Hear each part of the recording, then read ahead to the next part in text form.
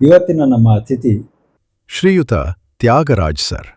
ಇವರು BSNL ಅಲ್ಲಿ 37 ವರ್ಷಗಳ ಕಾಲ ಕೆಲಸ ಮಾಡಿ ಸ್ವಯಂ ನಿವೃತ್ತಿ ಹೊಂದಿದ್ದಾರೆ. ಕೆಲಸದ ಜೊತೆಗೆ ಹವ್ಯಾಸಿ ರಂಗಕರ್ಮಿಯಾಗಿಯೂ ಗುರುತಿಸಿಕೊಂಡಿದ್ದಾರೆ. BSNL ಸೇವೆಯಲ್ಲಿದ್ದಾಗಲೇ ಭಾರತದಾದ್ಯಂತ ಸುಮಾರು 22 ರಾಜ್ಯಗಳಲ್ಲಿ ನಾಟಕ ಪ್ರದರ್ಶನ ನೀಡಿ ಪ್ರಶಸ್ತಿಗಳನ್ನು ಪಡೆದಿರುವ ಇವರು 50ಕ್ಕೂ ಹೆಚ್ಚು ನಾಟಕಗಳಲ್ಲಿ ನಟಿಸಿ 400ಕ್ಕೂ ಹೆಚ್ಚು ಶೋಗಳನ್ನು ಕೊಟ್ಟಿರೋ ಇವರ ಅನುಭವ ತುಂಬ ದೊಡ್ಡದು. ಈಗ ನಿವೃತ್ತಿಯ ನಂತರ ರಂಗ ನಿರಂತರ ತಂಡದ ಪದಾಧಿಕಾರಿಯಾಗಿ ಹಾಗೂ ಅನೇಕ ಬೇರೆ ಬೇರೆ ತಂಡಗಳ ಜೊತೆ ಸೇರಿ ನಾಟಕಗಳನ್ನು ಮಾಡುತ್ತಾ ರಂಗಭೂಮಿಯಲ್ಲಿ ಸಂಪೂರ್ಣವಾಗಿ ಸಕ್ರಿಯರಾಗಿದ್ದಾರೆ.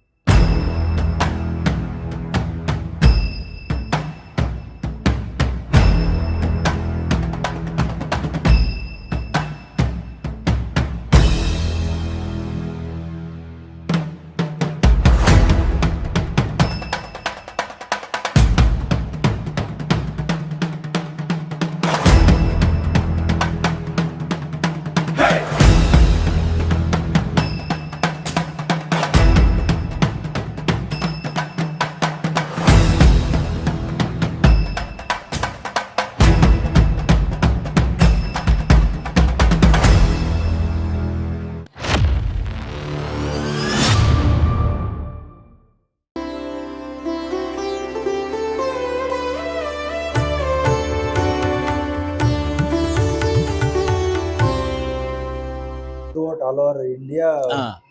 ಎಷ್ಟು ಒಂದು ಈ 20 ಇದನ್ನ ಇನ್ನೊಂದ್ ಸ್ವಲ್ಪ ನಾನು ಬೆಳೆಸೋದಾದ್ರೆ ಹಾ. ಮೊದಲು ಡೆಲ್ಲಿಗೆ ಹೋದ್ವಿ ಅಂತ. ಅದಕ್ಕೆ ಹಿಂದೆ ನಾವು ಹೈದರಾಬಾದ್. ಇದು ಸುಮಾರು ವರ್ಷಗಳು ನಡೀತು. ಪ್ರತಿ ವರ್ಷ ನಾವು ಭಾಗವಹಿಸ್ತಾ ಇದ್ವಿ. ನಮ್ಮ ಜಯನಗರ ಟೆಲಿಫೋನ್ ಎಕ್ಸ್ಚೇಂಜ್ ಟೀಮ್ ಅಂತಾನೆ ನಮಗೆ ಹೆಸರಿದ್ದು. ಡಿಪಾರ್ಟ್ಮೆಂಟ್ ಅಲ್ಲಿ ಇಂಟರ್ನಲ್ ಕಾಂಪಿಟೇಷನ್ಸ್ ಹೆಚ್ಚು ಕಮ್ಮಿ ಪ್ರತಿ ವರ್ಷ ನಾವೇ ಹೋಗ್ತಾ ಇದ್ವಿ.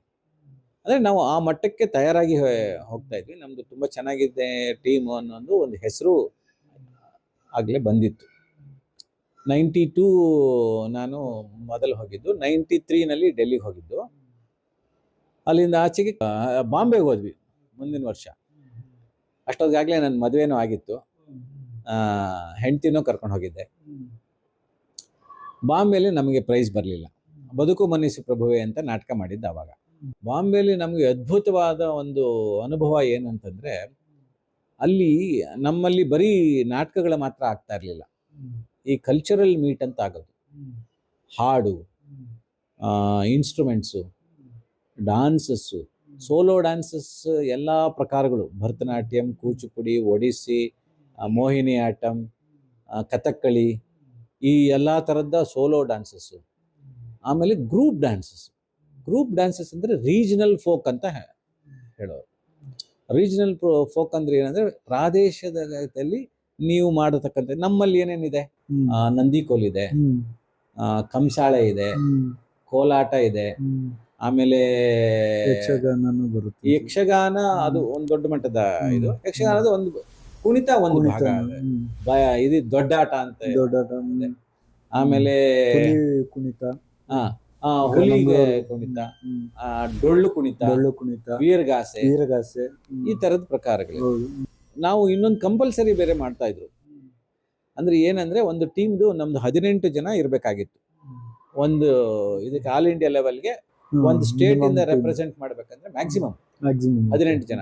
ಅದರಲ್ಲಿ ಸಿಂಗರ್ಸ್ ಇರ್ತಾರೆ, ಡ್ಯಾನ್ಸರ್, ಸೋಲೋ ಡ್ಯಾನ್ಸರ್ಸ್ ಇರ್ತಾರೆ, ನಮ್ಮ ನಾಟಕ ಟೀಮ್ ಇರುತ್ತೆ. ನಮ್ಮ ನಾಟಕ ಟೀಮ್ನ 6 ಜನಕ್ಕೆ ಸೀಮಿತ. 6 ಜನನೇ ಎಲ್ಲ ಮಾಡ್ಬೇಕು. ಸೆಟ್, ಲೈಟಿಂಗ್, ಇದು ಅಡಿಷನಲ್ ಒಬ್ಬರು ಇಬ್ಬರನ್ನ ಈ ಟೀಮ್ ಅಲ್ಲೇ ಬಳಸ್ಕೋಬಹುದು, ಈ 18 ಜನ ಟೀಮ್. ಹಂಗಾಗಿ ಏನ್ ಮಾಡೋರು, ನಮ್ಗೆ ನೀವು ನಾಟಕಕ್ಕೆ ಸೆಲೆಕ್ಟ್ ಆಯ್ತು ಅಂದ್ರೆ ಗ್ರೂಪ್ ಡ್ಯಾನ್ಸ್ ಮಾಡ್ಬೇಕು ಅಂತ ಹೇಳಿ ನಾವು ಗ್ರೂಪ್ ಡ್ಯಾನ್ಸ್ ರೆಡಿ ಆಗ್ಬೇಕಾಗಿತ್ತು ನಾವು. ಹಂಗಾಗಿ ನಾವು ಡ್ಯಾನ್ಸ್ ಅನ್ನ ಕೂಡ ಕಲಿಬೇಕಾಗಿತ್ತು. ಸೊ ಈ ರೀತಿ ನಾವು ಎರಡೂ ಮಾಡ್ತಾ ಇದ್ದಿದ್ರಿಂದ ಆಲ್ಮೋಸ್ಟ್ ಎರಡರಲ್ಲೂ ನಮ್ಗೆ ಬಹುಮಾನ ಬರೋಕ್ ಶುರುವಾಯ್ತು. ಇಲ್ಲಿ ರೀಜನಲ್ ಅಲ್ಲಿ, ಆಲ್ ಇಂಡಿಯಾ ಲೆವೆಲ್ ಅಲ್ಲಿ ಪ್ರತಿ ವರ್ಷ ಹೋಗ್ತಾ ಇದ್ವಿ. ಹೆಚ್ಚು ಕಮ್ಮಿ 2000ವರೆಗೆ 1991 ಶುರು ಮಾಡಿದ್ದು 2000ವರೆಗೆ ಕಂಟಿನ್ಯೂಸ್ ಆಗಿ ನಾವು ರೆಪ್ರೆಸೆಂಟ್ ಮಾಡಿದ್ದೀವಿ ಆಲ್ ಇಂಡಿಯಾ ಲೆವೆಲಲ್ಲಿ ಕರ್ನಾಟಕನ. ಆ 10 ವರ್ಷಗಳಲ್ಲಿ ಕನಿಷ್ಠ ಒಂದು 5 ಬಹುಮಾನ ಅಂತೂ ಬಂದಿದೆ, ಆಲ್ಟರ್ನೇಟ್ ಬಂದಿದೆ. ಫಸ್ಟು ಸೆಕೆಂಡೋ ಥರ್ಡೋ ಯಾವುದೋ ಅಂತೂ ಹೆಚ್ಚು ಫಸ್ಟೇ ಬಂದಿದೆ, ಸೆಕೆಂಡು ಥರ್ಡು ಆಮೇಲೆ ಬಂತು. ಆಮೇಲೆ ಏನಾಯಿತು, ನಾನು ನಿಮ್ಗೆ ಆಗಲೇ ಮಾತಾಡೋದು, ನಾನು ಆಫೀಸರ್ ಆಗಿ ಪ್ರಮೋಟ್ ಆದೆ JTO ಆಗಿ. ನನ್ನ ಗೆಳೆಯನೂ ಅದೇ ಸಮಯಕ್ಕೆ ಅವನು ಆಫೀಸರ್ ಆಗಿ ಪ್ರಮೋಟ್ ಆಗಿದ್ದ. ನಮ್ಮ ಟೀಮ್ ಸ್ಕ್ಯಾಟ್ರ್ ಆಗೋಯ್ತು. ಸೊ ಟೀಮ್ ಸ್ಕ್ಯಾಟ್ರ್ ಆದಾಗ ನಾನು ಇಲ್ಲಿಗೆ ಹಲ್ಸೂರು ಎಕ್ಸ್ಚೇಂಜ್ ಬಂದೆ, ಅವನು ಇನ್ನೆಲ್ಲೋ ಹೋದ, ಇನ್ನು ಉಳಿದವರೆಲ್ಲ ಇನ್ನೆಲ್ಲೋ. ಸೊ ನಾವು ಆವಾಗ ಒಂದಷ್ಟು ಗ್ಯಾಪ್ ತೊಗೊಂಡ್ವಿ. ಈ 10 ವರ್ಷ ಅಂತೂ ನಾವು ಎಲ್ಲೆಲ್ಲಿ ಹೋಗಿದ್ದೀವಿ ಅಂತಂದರೆ, ಹೈದರಾಬಾದ್ ಆದಮೇಲೆ ಡೆಲ್ಲಿ ನಂತರ ಬಾಂಬೆ ನಂತರ ನಾವು ಕಲ್ಕತ್ತಾಗೆ ಹೋದ್ವಿ. ಕಲ್ಕತ್ತಾದಲ್ಲಿ ದೇವರ ಹೆಣ ಅಂತ ಒಂದು ನಾಟಕ ಮಾಡಿದ್ವಿ. ಇಲ್ಲಿ ಶಿವರುದ್ರಯ್ಯ ಅಂತ ನಾಟಕ ಮಾಡಿಸಿದ್ರು. ನಮಗೆ ಕೃಷ್ಣಮೂರ್ತಿ ಕವತಾರ ಆಗಲೇ ಹೇಳಿದ್ನಲ್ಲ, ಅವನೇ ನಮಗೆ ಡೈರೆಕ್ಟ್ ಮಾಡಿದ್ದ ಆ ನಾಟಕ. ಎಗೇನ್ ನಮ್ಗೆ ಅಲ್ಲಿ ಫಸ್ಟ್ ಪ್ಲೇಸ್ ಬಂತು ಕಲ್ಕತ್ತಾದಲ್ಲಿ. 94 ಎಂಡ್ ಅಂತ ಕಾಣುತ್ತೆ, if I remember correctly. So ಅದ್ರ ನಂತರ 95ಅಲ್ಲಿ ನಾವು ಭೂಪಾಲ್ಗೆ ಹೋದ್ವಿ. ಭೂಪಾಲಲ್ಲಿ ನಮಗೆ BV ಕಾರಂತರ ಬ್ಯಾಚ್ಮೇಟ್ ಒಬ್ಬರು ಪರಿಚಯ ಆದರು. ನನಗೆ ಹೆಸರು ಮರ್ತೋಗಿದೆ ಆಗ. ಅವ್ರನ್ನ ನೋಡಿದ್ರೆ BV ಕಾರಂತರ ನೋಡ್ದಂಗೆ ಅನಿಸುತ್ತೆ. 3 ಜನ ಅಲ್ಲಿ ನಮ್ಗೆ ಜಡ್ಜಸ್ ಆಗಿ ಬಂದಿದ್ರು. ಅವರಲ್ಲಿ ಲೋಕಲ್ ಥಿಯೇಟ್ರ್ ಆ್ಯಕ್ಟಿವಿಸ್ಟ್ ಅವರು ಭೂಪಾಲಲ್ಲಿ. ಆಮೇಲೆ ಅವ್ರನ್ನ ಮಾತಾಡಿಸಿದಾಗ ನಮಗೆ ಗೊತ್ತಾಗಿದ್ದು, ನಾವು BV ಕಾರಂತರ NSDಲಿ ಇದ್ದಾಗ ನಾವು ಅಲ್ಲಿ ಬ್ಯಾಚ್ಮೇಟ್ಸ್ ಆಗಿದ್ವಿ, ಅವರ ಕಲೀಗ್ಸು ಅಂತ.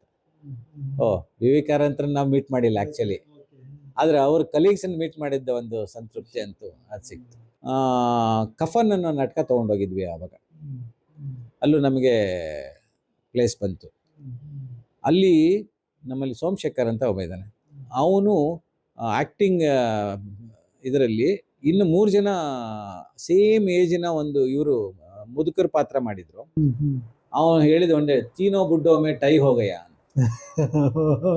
ಆದರೆ ನಾವು ಅಲ್ಲಿ ಅವ್ರಿಗೇನು ನಿಮಗೆ ಪ್ರೈಸ್ ಬಂದಿದೆ, ಅವ್ರಿಗೇನು ಬಂದಿರಲಿಲ್ವಲ್ಲ ಅಂತ ನಾವು ಆ ಬೆಸ್ಟ್ ಆ್ಯಕ್ಟಿಂಗ್ ಇದನ್ನು ಅವ್ರಿಗೆ ಕೊಟ್ವಿ. ಅಲ್ಲ ನಮ್ಗೆ ಬರ್ಬೇಕಾಗಿತ್ತಲ್ಲ ಅಂತ ನಾವು ಕೇಳಿದ್ವಿ ಅವಾಗ. ಇವರು ಚೆನ್ನಾಗೇ ಮಾಡಿದ್ರಲ್ವಾ ಯಾಕೆ ಅಂತ.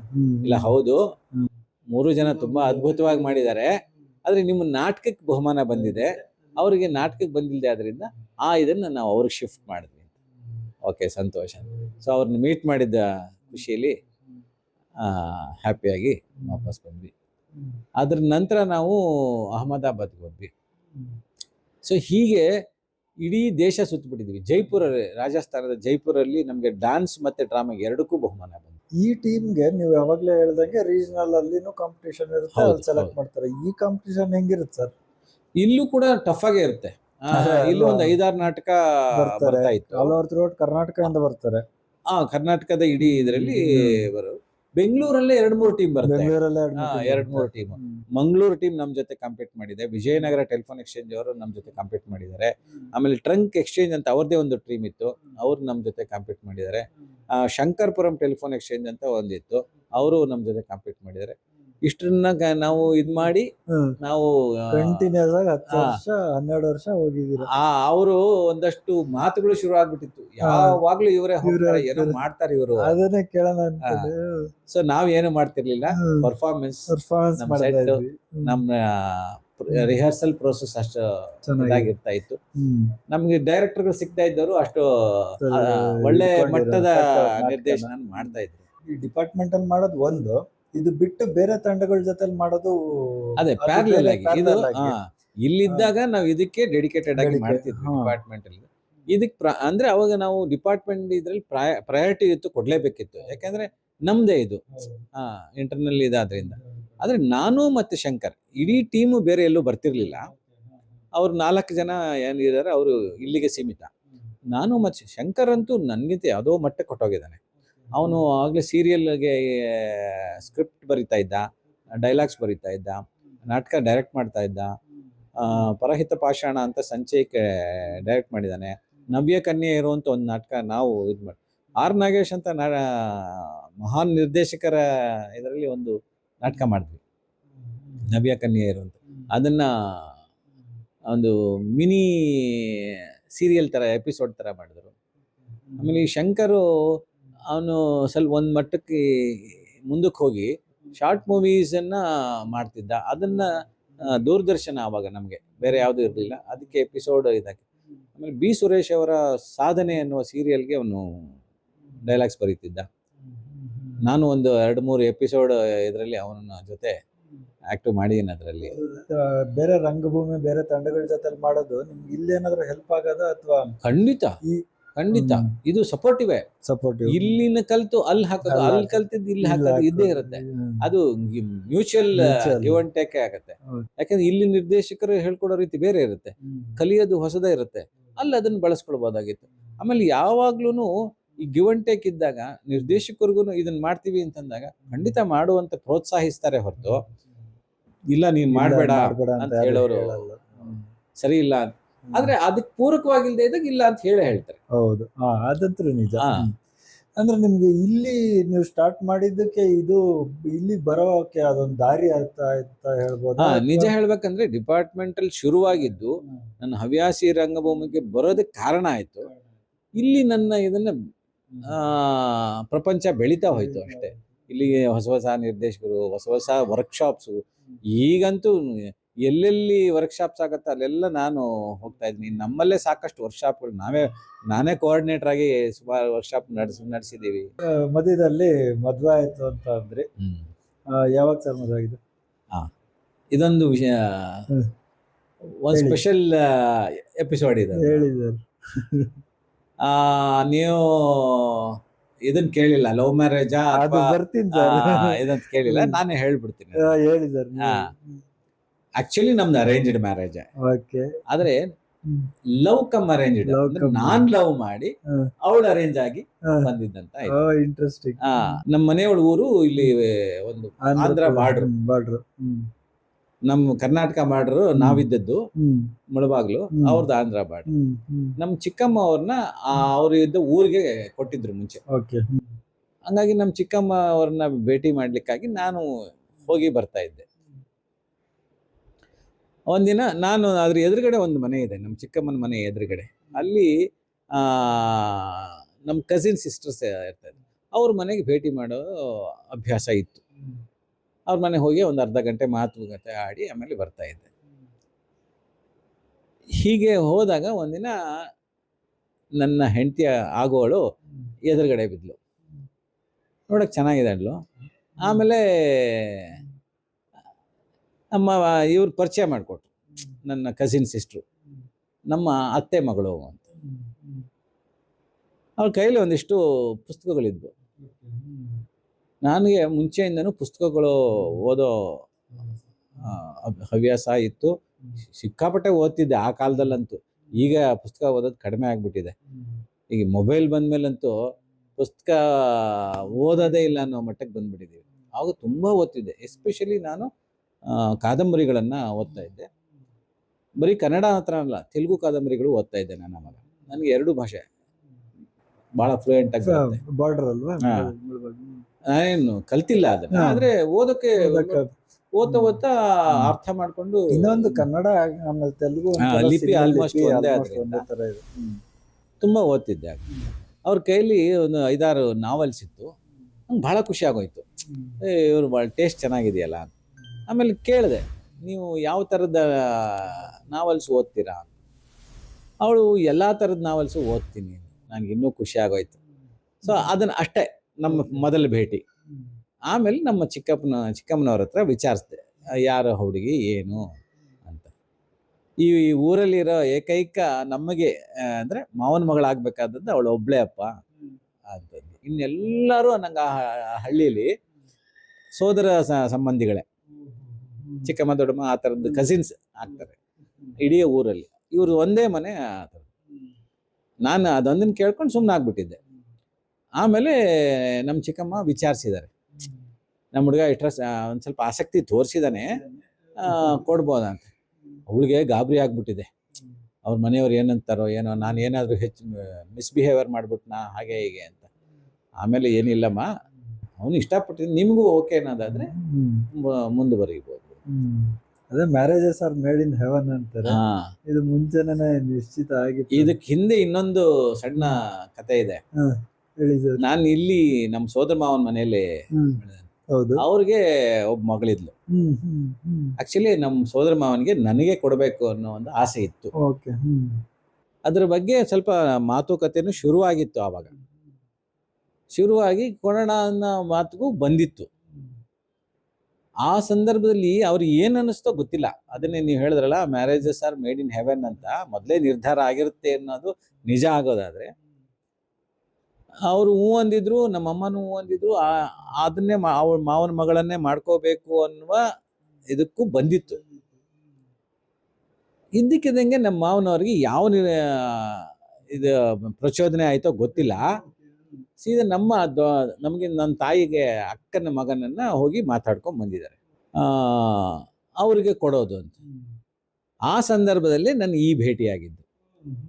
ಇಲ್ಲ ಅಂದಿದ್ರೆ ಅದ ಕೋಇನ್ಸಿಡೆಂಟೋ ಅಥವಾ ಏನೋ ಗೊತ್ತಿಲ್ಲ, ಈಗ ಈ ಕಡೆ ಶಿಫ್ಟ್ ಆಗ್ಬಿಡ್ಬೇಕಾಗಿತ್ತೋ ಏನೋ ಗೊತ್ತಿಲ್ಲ.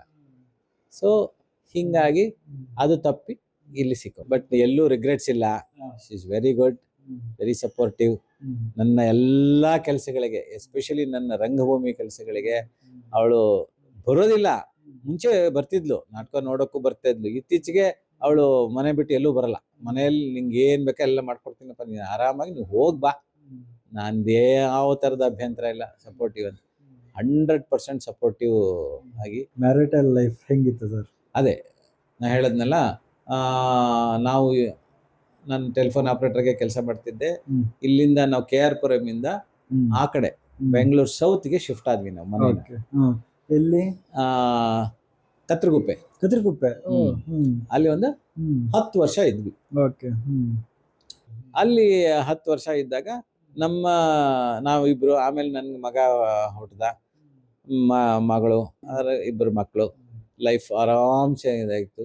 ನನ್ನ ರಂಗಭೂಮಿ ಇದು ನಡೀತಾ ಇತ್ತು, ಡಿಪಾರ್ಟ್ಮೆಂಟಲ್ಲೆಲ್ಲ ರಂಗಭೂಮಿ ನಡೀತಾ ಇತ್ತು, ಕೆಲಸದ ಇದು ನಡೀತಾ ಇತ್ತು ಎಲ್ಲ. ನಾನು ಬೆಳಗ್ಗೆ ಹೋದ್ರೆ ರಾತ್ರಿ ಮತ್ತೆ ಬರೋದು 9 ಗಂಟೆನೆ. ರಂಗಭೂಮಿ ಮುಗಿಸ್ಕೊಂಡು ಯಾವುದಕ್ಕೆ ಅಬ್ಜೆಕ್ಷನ್ ಇಲ್ಲದೆ ಆರಾಮಾಗಿ ನಡೀತಾ ಇತ್ತು. ಇಬ್ರು ಮಕ್ಕಳು ಅಂತಾನೆ ಹೇಳಿದೆ, ಒಬ್ಬ ಮಗ, ಒಬ್ಬ ಮಗಳು. ಈಗ ಅವರು ವೆಲ್ ಸೆಟಲ್ಡ್. ಮಗ BE MBA ಮಾಡ್ಕೊಂಡಿದ್ದಾನೆ. ಅವನು ಈಗ ಸದ್ಯಕ್ಕೆ ಇನ್ಫೋಸಿಸ್ ಅಲ್ಲಿ ಕೆಲಸ ಮಾಡ್ತಾ ಪ್ರಾಜೆಕ್ಟ್ ವರ್ಕ್ ಮೇಲೆ ಬೆಲ್ಜಿಯಂ ಅಲ್ಲಿ ಇದ್ದಾನೆ.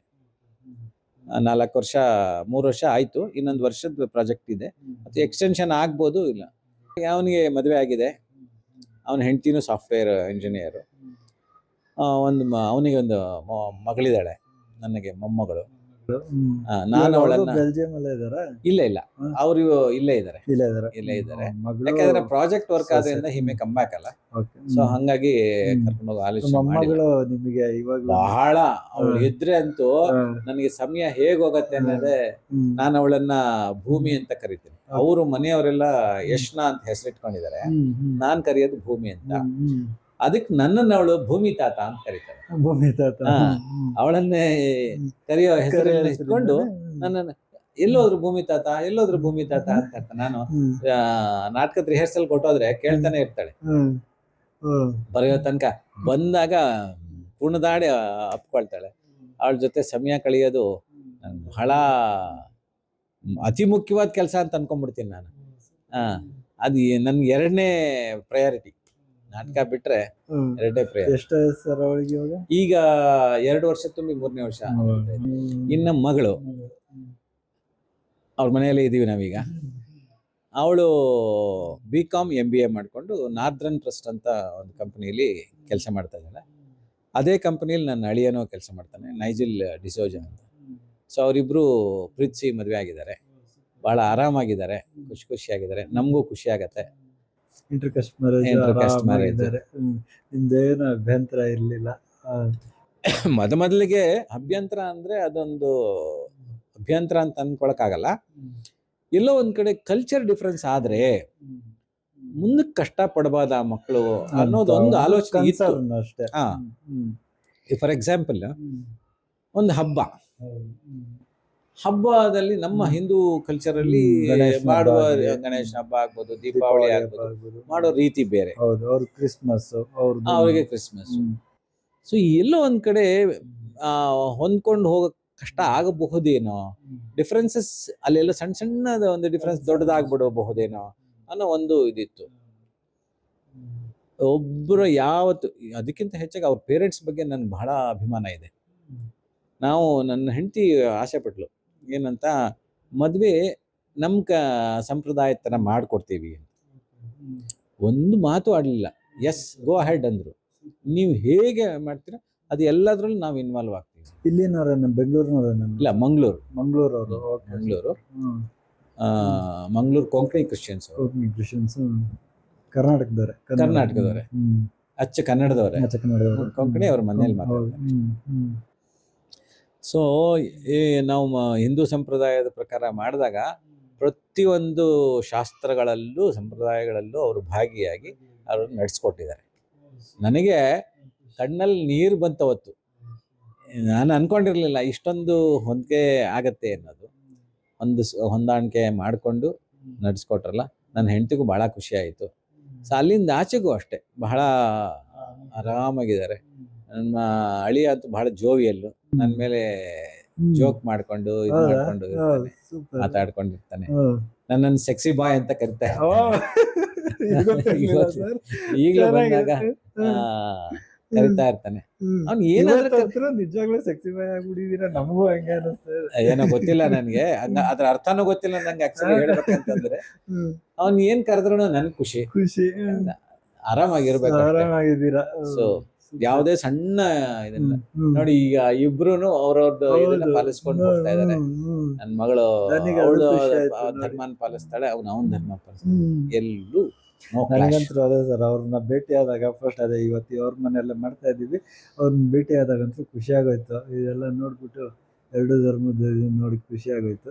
ಅದನ್ನ ನೀವು ಒಪ್ಪಿಗೆ ಕೊಟ್ಟಿರೋದಂತೂ ನನಗೆ ಇನ್ನೂ ಖುಷಿ ಆಗೋಯ್ತು. ನಾವು ಬಹಳ ಡಿಸ್ಕಸ್ ಮಾಡ್ಕೊಂಡು ನಾವು ಇಲ್ಲ, ಅವ್ರ ಬಾಂಡೇಜ್ ಸ್ಟ್ರಾಂಗ್ ಆಗಿದೆ, ನಾವು ಇನ್ನು ಅದಕ್ಕೆ ತಡಿಬಾರ್ದು ಅಂತ ಅನ್ಸಿ. ಇವಾಗ ನಿಮ್ ಮಕ್ಕಳು ಹುಟ್ಟಿದ್ಮೇಲೆ ನಿಮ್ದು ಆಬ್ವಿಯಸ್ಲಿ ಮಕ್ಕಳಾದ್ರು ಅಂತಂದ್ರೆ ಒಂದು ರೆಸ್ಪಾನ್ಸಿಬಿಲಿಟಿ, ಅದು ಆಡೆಡ್ ರೆಸ್ಪಾನ್ಸಿಬಿಲಿಟಿ ಆಗುತ್ತೆ. ಜೊತೆಲಿ ನಿಮ್ಮ ಕೆಲಸ, ಅದ್ರ ಜೊತೆಲಿ ರಂಗಭೂಮಿ ಹೆಂಗ್ ಮ್ಯಾನೇಜ್ ಮಾಡ್ತಾ ಇದ್ದೀವಿ? ಇಲ್ಲಿ ನಾನು ಹೇಳಲೇಬೇಕು, ಒಂದು ಹಂತದ ತನಕ ಮಕ್ಕಳು ಒಂದು ಬೆಳೆಯುವ ತನಕ ಅಂದ್ರೆ ಅವ್ರ ಎಜುಕೇಶನ್ ಶುರುವಾಗಿ ಒಂದು 2-3ನೇ ಕ್ಲಾಸ್ ದಾಟುವ ತನಕ ನನ್ಗೇನು ಅನ್ಸ್ಲಿಲ್ಲ. ರಂಗಭೂಮಿನೂ ಬ್ಯಾಲೆನ್ಸ್ ಮಾಡ್ತಾ ಇದ್ದೆ ಸಣ್ಣ. ಆಮೇಲೆ ಐ ಫೆಲ್ಟ್ ಇಲ್ಲ, ಮಕ್ಕಳ ಬಗ್ಗೆ ನಾನು ಸ್ವಲ್ಪ ಜವಾಬ್ದಾರಿ ಹೆಚ್ಚಿನ ರೀತಿಯಲ್ಲಿ ತೋರಿಸ್ಕೊಳ್ಬೇಕಾಗತ್ತೆ. ಅವರ ಎಜುಕೇಶನ್ ಸರಿಯಾದ ರೀತಿಯಲ್ಲಿ ನಡೀತಾ ಇದೆಯಾ ಇಲ್ವಾ? ಯಾಕಂದ್ರೆ ಈ ಮಿಡ್ಲ್ ಕ್ಲಾಸ್ ಜನಕ್ಕೆ ಎಜುಕೇಶನ್ ಅವ್ರನ್ನ ಸರಿಯಾದ ರೀತಿಯಲ್ಲಿ ತೋರಿಸೋದೇ ಒಂದು ದೊಡ್ಡ ಜವಾಬ್ದಾರಿ. ನಮ್ಮ ಭಾರತೀಯರಂತೂ ಹೆಚ್ಚಿನ ಸಮಯ ಮತ್ತೆ ಹೆಚ್ಚಿನ ಹಣನ ಈ ಇದರಲ್ಲೇ ಇನ್ವೆಸ್ಟ್ ಮಾಡ್ತಾರೆ ಮಕ್ಕಳ ಎಜುಕೇಶನ್ ಮೇಲೆ. ಈಗಂತೂ education become A very costly affair. ನಮ್ಮ ಮಕ್ಕಳನ್ನ ಬೆಳೆಸುವಾಗ ಒಂದು ಹಂತದಕ್ಕೆ ಕಾಸ್ಟ್ಲಿ ಅಂತ ಅನಿಸಿದ್ರು ಓಕೆ, ಮ್ಯಾನೇಜಬಲ್. ನಾವು ಏನು ತುಂಬಾ ದೊಡ್ಡ ಸ್ಕೂಲ್ಗಳಲ್ಲಿ ಏನು ಸೇರಿಸಿಲ್ಲ, ಇರೋದ್ರಲ್ಲಿ ಬೆಟರ್ ಸ್ಕೂಲ್ಗಳಲ್ಲಿ ಸೇರಿಸಿ ಅವರ ಇದನ್ನ ನಾನು ಸ್ವಲ್ಪ ಫಾಲೋ ಮಾಡಬೇಕು ಅನ್ನೋ ಕಾರಣಕ್ಕೆ ರಂಗಭೂಮಿಗೆ ಒಂದಷ್ಟು ನಾನು ಬ್ರೇಕ್ ಕೊಟ್ಟೆ. ಹವ್ಯಾಸಿ ರಂಗಭೂಮಿ ಇಂಟರ್ನಲ್ ಇದನ್ನ ಮಾಡ್ತಿದ್ದೆ, ಡಿಪಾರ್ಟ್ಮೆಂಟ್ ಅಲ್ಲಿ ಇದನ್ನ ನಾನು ಮಾಡ್ಕೊಂಡೇ ಹೋಗ್ತಾ ಇದ್ದೆ. ನಮ್ಮ ವರ್ಷ ಏನೇನ್ ನಡೀತಾ ಇತ್ತು. ಹವ್ಯಾಸಿ ರಂಗಭೂಮಿಗೆ ನಾನು ಒಂದಷ್ಟು ದಿನ ಬ್ರೇಕ್ ಕೊಟ್ಟೆ. ಹೆಚ್ಚು ಕಮ್ಮಿ ಒಂದು 8ರಿಂದ 10 ವರ್ಷನೇ ಬ್ರೇಕ್ ಕೊಟ್ಟೆ ಅಂತಾನೆ ಹೇಳ್ಬೋದು. ಕೊಟ್ಟಿದ್ರಿಂದ ನಾನು ಇವತ್ತು ತೃಪ್ತಿ ಇದೆ. ನಾನು ಕಳ್ಕೊಂಡಿದ್ದೇನಿಲ್ಲ. ರಂಗಭೂಮಿ ಯಾವತ್ತಿದ್ರು ಮತ್ತೆ ನಾನು ಕಂಟಿನ್ಯೂ ಮಾಡ್ಬೋದು. ಯಾಕಂದ್ರೆ ನಾನು ಏನೋ ದೊಡ್ಡ ರಂಗ ಕಲಾವಿದರಾಗಿ ಬೆಳೆದ್ಬಿಟ್ಟು ಇದ್ ಮಾಡ್ಬಿಡ್ತೀನಿ ಅನ್ನೋ ಆಸೆ ಯಾವತ್ತೂ ಇಟ್ಕೊಂಡಿರ್ಲಿಲ್ವ. ಅದರಿಂದ ಮಕ್ಕಳು ಒಂದು ಹಂತಕ್ಕೆ ಬಂದು ಅವ್ರ ಸೆಟ್ಲ್ ಆಗಿ ಅವ್ರ ಎಜುಕೇಶನ್ ಮುಗಿಸಿ ಸೆಟ್ಲ್ ಆಗಿ ಸ್ಟೇಜ್ ಅಲ್ಲಿ ಮತ್ತೆ ವಾಪಸ್ ಬಂದೆ. ಎಷ್ಟೋ ಜನಕ್ಕೆ ಇವಾಗ ರಂಗಭೂಮಿಗೆ ಅಂತ ಬಂದವರು ಸಿನಿಮಾಗೆ ಹೋಗ್ಬೇಕು, ಸೀರಿಯಲಿಗೆ ಹೋಗ್ಬೇಕು, ಅಲ್ಲಿಂದ ಒಂದು ಆ್ಯಕ್ಚುಲಿ ನಾಟಕದಲ್ಲಿ ಮಾಡೋರಿಗೆ ಅಷ್ಟೊಂದು ರೆಕಗ್ನಿಷನ್ ಸಿಗೋದಿಲ್ಲ, ಅವ್ರು ಅಷ್ಟೊಂದು ಗುರುತಿಸ್ಕೊಳ್ಳೋಕೆ ಆಗೋದಿಲ್ಲ. ಎಲ್ಲೋ ತುಂಬ ಕಡಿಮೆ ಜನ ಗುರುತಿಸ್ಕೊಂಡಿದ್ದಾರೆ. ನಮ್ಮ ಮುಖ್ಯಮಂತ್ರಿ ಚಂದ್ರನ್ ಸರ್ ಅಥವಾ ನೀವಾಗಲಿ ಸ್ವಲ್ಪ ಮಟ್ಟಿಗೆ ರೆಕಗ್ನಿಷನ್ ಸಿಗುತ್ತೆ. ಬಟ್ ಅದೇ ನೆಕ್ಸ್ಟ್ ಲೆವೆಲ್ ಸೀರಿಯಲ್ಗೆ ಹೋಗಿ ಅಲ್ಲಿಂದ ಸಿನಿಮಾಗೆ ಹೋದರೆ it will be a huge stardom ಅಂತ. ಹ್ಯೂಜ್ ಕ್ಯಾನ್ವಾಸ್, ಹ್ಯೂಜ್ ಸ್ಟಾರ್ಡಮ್ ಅಂತ ಹೇಳ್ಬೋದು.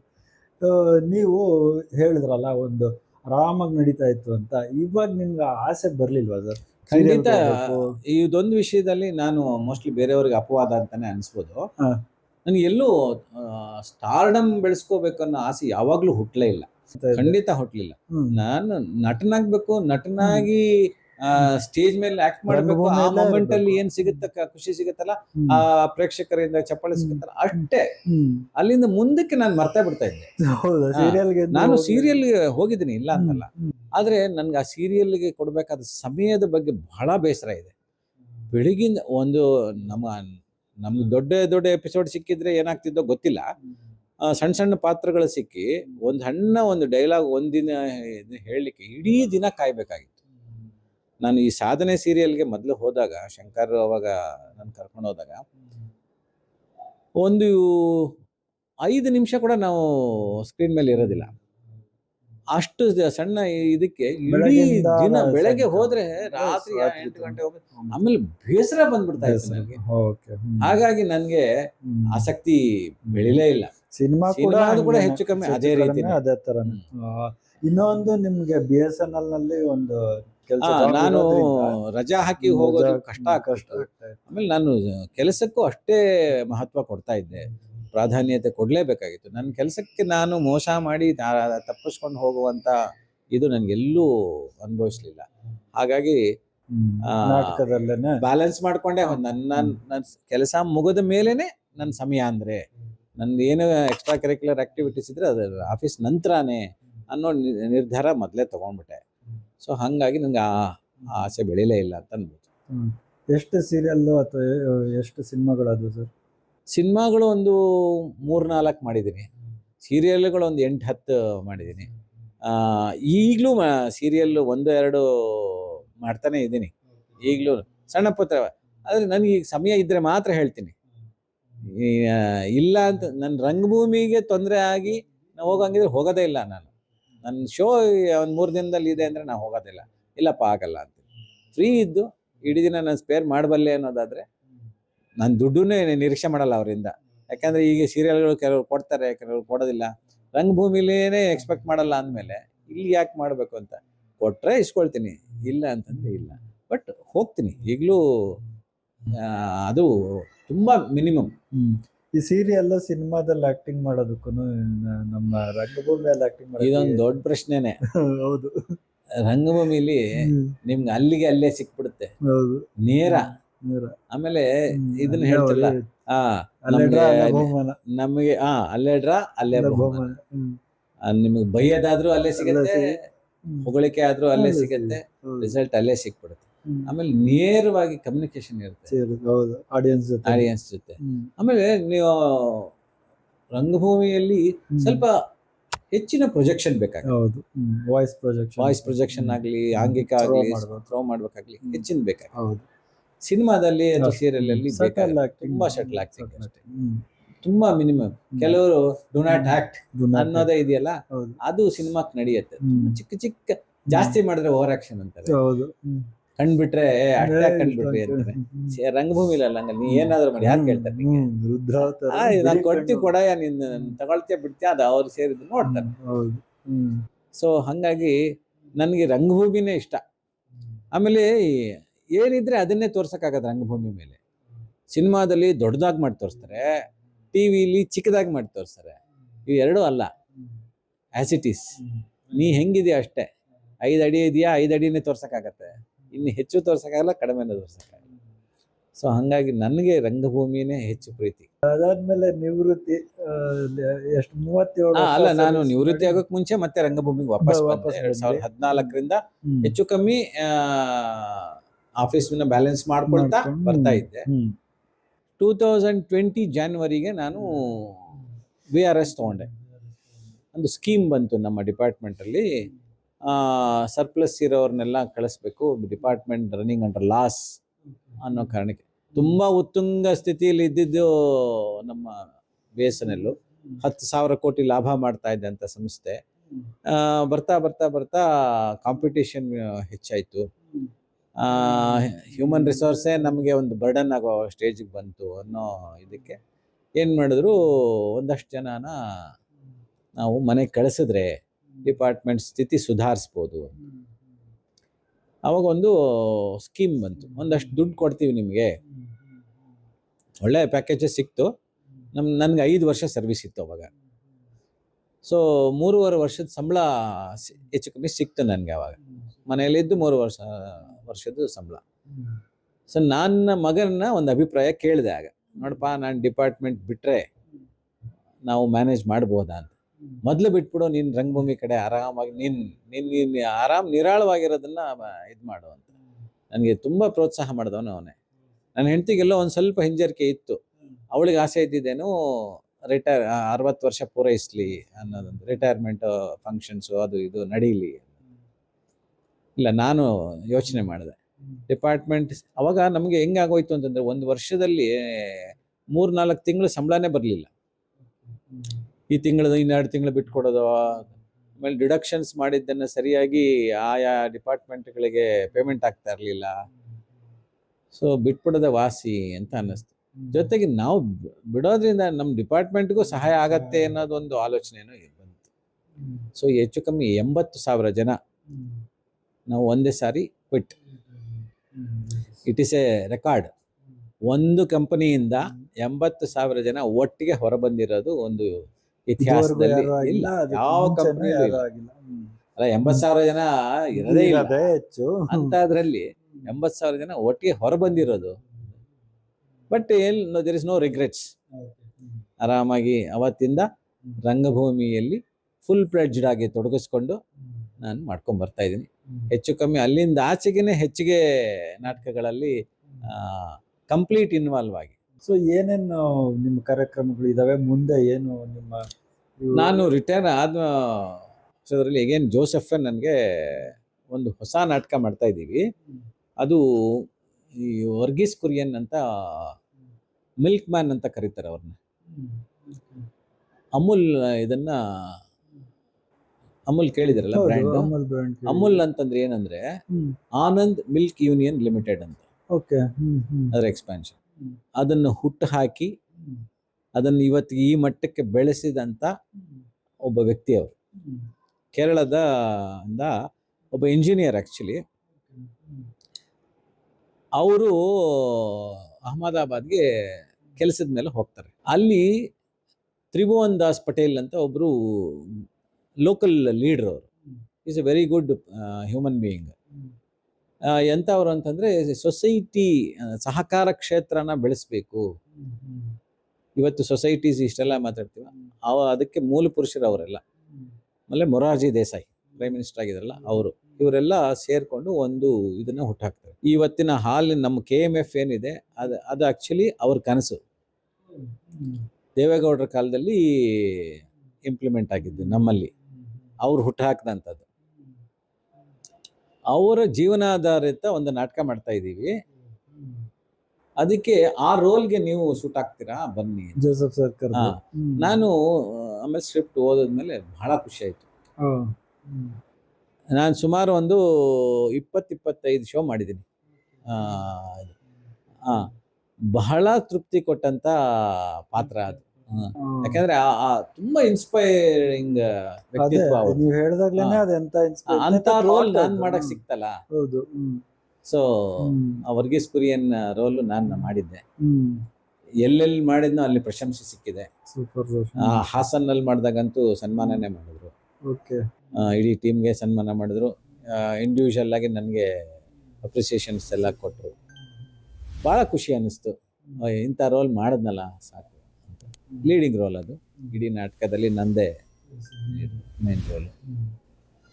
ಅದಾದ್ಮೇಲೆ ಬೇರೆ ಏನೇನು? ಅಲ್ಲಿಂದ ಆಚೆಗೆ ಸುಸ್ಥಿರ ಪ್ರತಿಷ್ಠಾನ ನಡೆಯುವ ಎಲ್ಲ ನಾಟಕಗಳಲ್ಲೂ ಯಾವುದಲ್ಲ ಒಂದು ರೋಲ್ ಮಾಡ್ತಾನೆ ಬಂದಿದ್ದೀನಿ.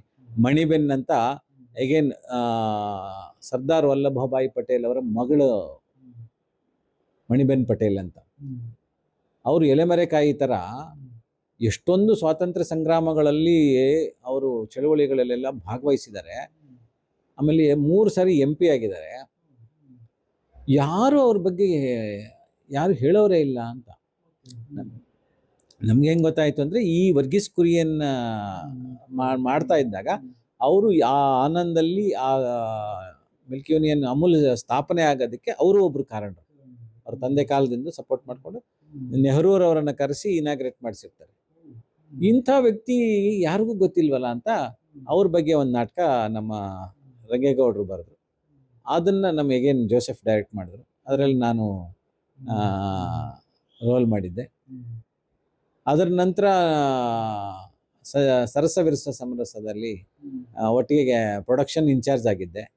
ಆಮೇಲೆ ಲಾಸ್ಟಲ್ಲಿ ಒಂದು ರೋಲು ಮಾಡಲೇಬೇಕು ಅಂತ ಬಂದಾಗ ವಿನ್ಸೆಂಟ್ ಶೋ ಒಂದು ಪಾತ್ರ ಮಾಡಿದೆ. ಅದರ ನಂತರ ಈಗ ವರ್ಣಪಲ್ಲಟದಲ್ಲಿ ಮಾಡ್ತಾ ಇದ್ದೀನಿ. ಅದಾದಮೇಲೆ ಸುಮಾರು ಎಲ್ಲ ತಂಡಗಳ ಜೊತೆ ತೊಡಗಿಸ್ಕೊಂಡು ಮಾಡ್ತಾನೆ ಇದ್ದೀನಿ. ಇನ್ನೊಂದು ಪ್ರಶ್ನೆ ನಾನು ನಿಮಗೆ ಕೇಳಲೇಬೇಕು. ಎಲ್ಲರಿಗೂ ಅದೇ ಒಬ್ಬರು ನಟರು ಅಂತಂದರೆ ಒಂದು ನಾಟಕದಲ್ಲಿ ಒಂದು ಡೈಲಾಗ್ಸ್ ಇರುತ್ತೆ, ಒಂದಿಷ್ಟು ಪೇಪರ್ಗಳು ಡೈಲಾಗ್ಸ್ಗಳು ಇರ್ತವೆ. ಅದನ್ನು ನೆನ್ಪಿಟ್ಕೊಂಡು ಸ್ಟೇಜ್ ಮೇಲೆ ಹೋಗಿ ಅದನ್ನೇನೋ ಒಂದು ಮಿಸ್ಟೇಕ್ ಇಲ್ಲದೆ ಒಂದು ಹೇಳೋದೇ ಒಂದು ದೊಡ್ಡ ಟಾಸ್ಕ್. ಅಂಥದ್ರಲ್ಲಿ ನೀವು ಬೇರೆ ಪಾತ್ರಗಳದೆಲ್ಲ ಡೈಲಾಗ್ಗಳನ್ನ ನೆನ್ಪಿಟ್ಕೊಂಡು ಸ್ಟೇಜ್ ಮೇಲೆ ಯಾರಾದರೂ ಏನಾದರೂ ಮರೆತರೆ ಅವ್ರಿಗೆ ಕ್ಯೂ ಕೊಡ್ತೀರಾ? ಇಲ್ಲ, ಹೆಂಗ್ ಸಾಧ್ಯ ಇದು? ಅದು ಹೆಂಗಾಗತ್ತೆ ಅಂತಂದ್ರೆ ಎಲ್ಲ ನಾಟಕಗಳು ಅದು ಆ ರೀತಿ ಆಗಲ್ಲ. ಎಲ್ಲ ರೀತಿಯ ನಾಟಕಗಳಲ್ಲೂ ನಾವು ಆ ರೀತಿ ತೊಡಗಿಸ್ಕೊಂಡಿರ್ತೀವೋ ಇಲ್ಲ.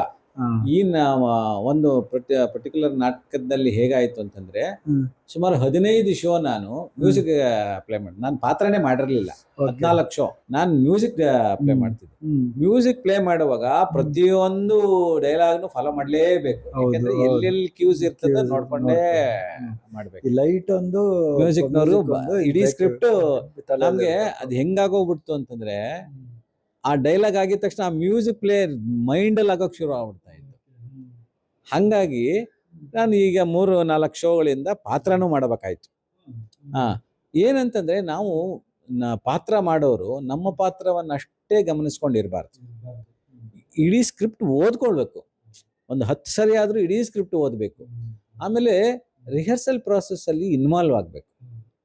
ರಿಹರ್ಸಲ್ ಪ್ರಾಸೆಸ್ಸಲ್ಲಿ ನಮ್ಮ ಪಾತ್ರ ಇಲ್ಲ ಅಂತ ಸೈಡ್ಗೆ ಹೋಗಿ ನಿಂತ್ಕೊಂಡ್ರೆ ನಾವು ರೀತಿ ಮಾಡಕ್ಕೆ. ನಾನು ನಿಜ ಹೇಳ್ಬೇಕಂತಂದ್ರೆ ತುಂಬಾ ಕಡಿಮೆ ನಾನು ಹೊರಗೋಗೋದು. ಹೌದು, ನೋಡಿದೀವಿ. ಅಲ್ಲೇ ಕೂತಿರ್ತೀರಾ. ನಾನು ಇಡೀ ಪ್ರೋಸೆಸ್ ರಿಹರ್ಸಲ್ ಇಲ್ಲ ಅಂದ್ರೂ ಯಾರ್ಯಾರು ಏನೇನ್ ಮಾಡ್ತಾರೆ, ಆಕ್ಟಿಂಗ್ ಮಾಡೋ ನಾವು ಹೇಳ್ಕೊಡ್ತೀವ ಬಿಡ್ತೀವ ಅನ್ನೋದಕ್ಕಿಂತ ಈ ಕಲಿಯೋದಕ್ಕೆ ತುಂಬಾನೇ ಇರುತ್ತೆ. ಅವನು ಈಗ ನಮ್ಮ ಫಾರ್ ಎಕ್ಸಾಂಪಲ್ ಒಬ್ಬ ಬ್ರಾಹ್ಮಣನ ರೋಲ್ಗೆ ನಮ್ಮ ಗೆಳೆಯ ಒಬ್ಬ ಎಂಟ್ರಿ ಕೊಡ್ತಾನೆ. ಅವ್ನು ಡ್ಯಾನ್ಸ್ ಮಾಡ್ಕೊಂಡು ಬರ್ಬೇಕು. ಡ್ಯಾನ್ಸ್ ಮಾಡ್ಕೊಂಡು ಬರ್ತಾನೆ. ಬರ್ತಾ ಬರ್ತಾ ಅವನು ಹಿಂಗ್ ಅನ್ಕೊಂಡ್ ಬರ್ತಾನೆ. ಅಂದ್ರೆ ಜನಿವಾರ ಇದು, ಜನಿವಾರನ ಸರಿ ಮಾಡ್ಕೊಂಡ್ ಬರ್ತಾನೆ.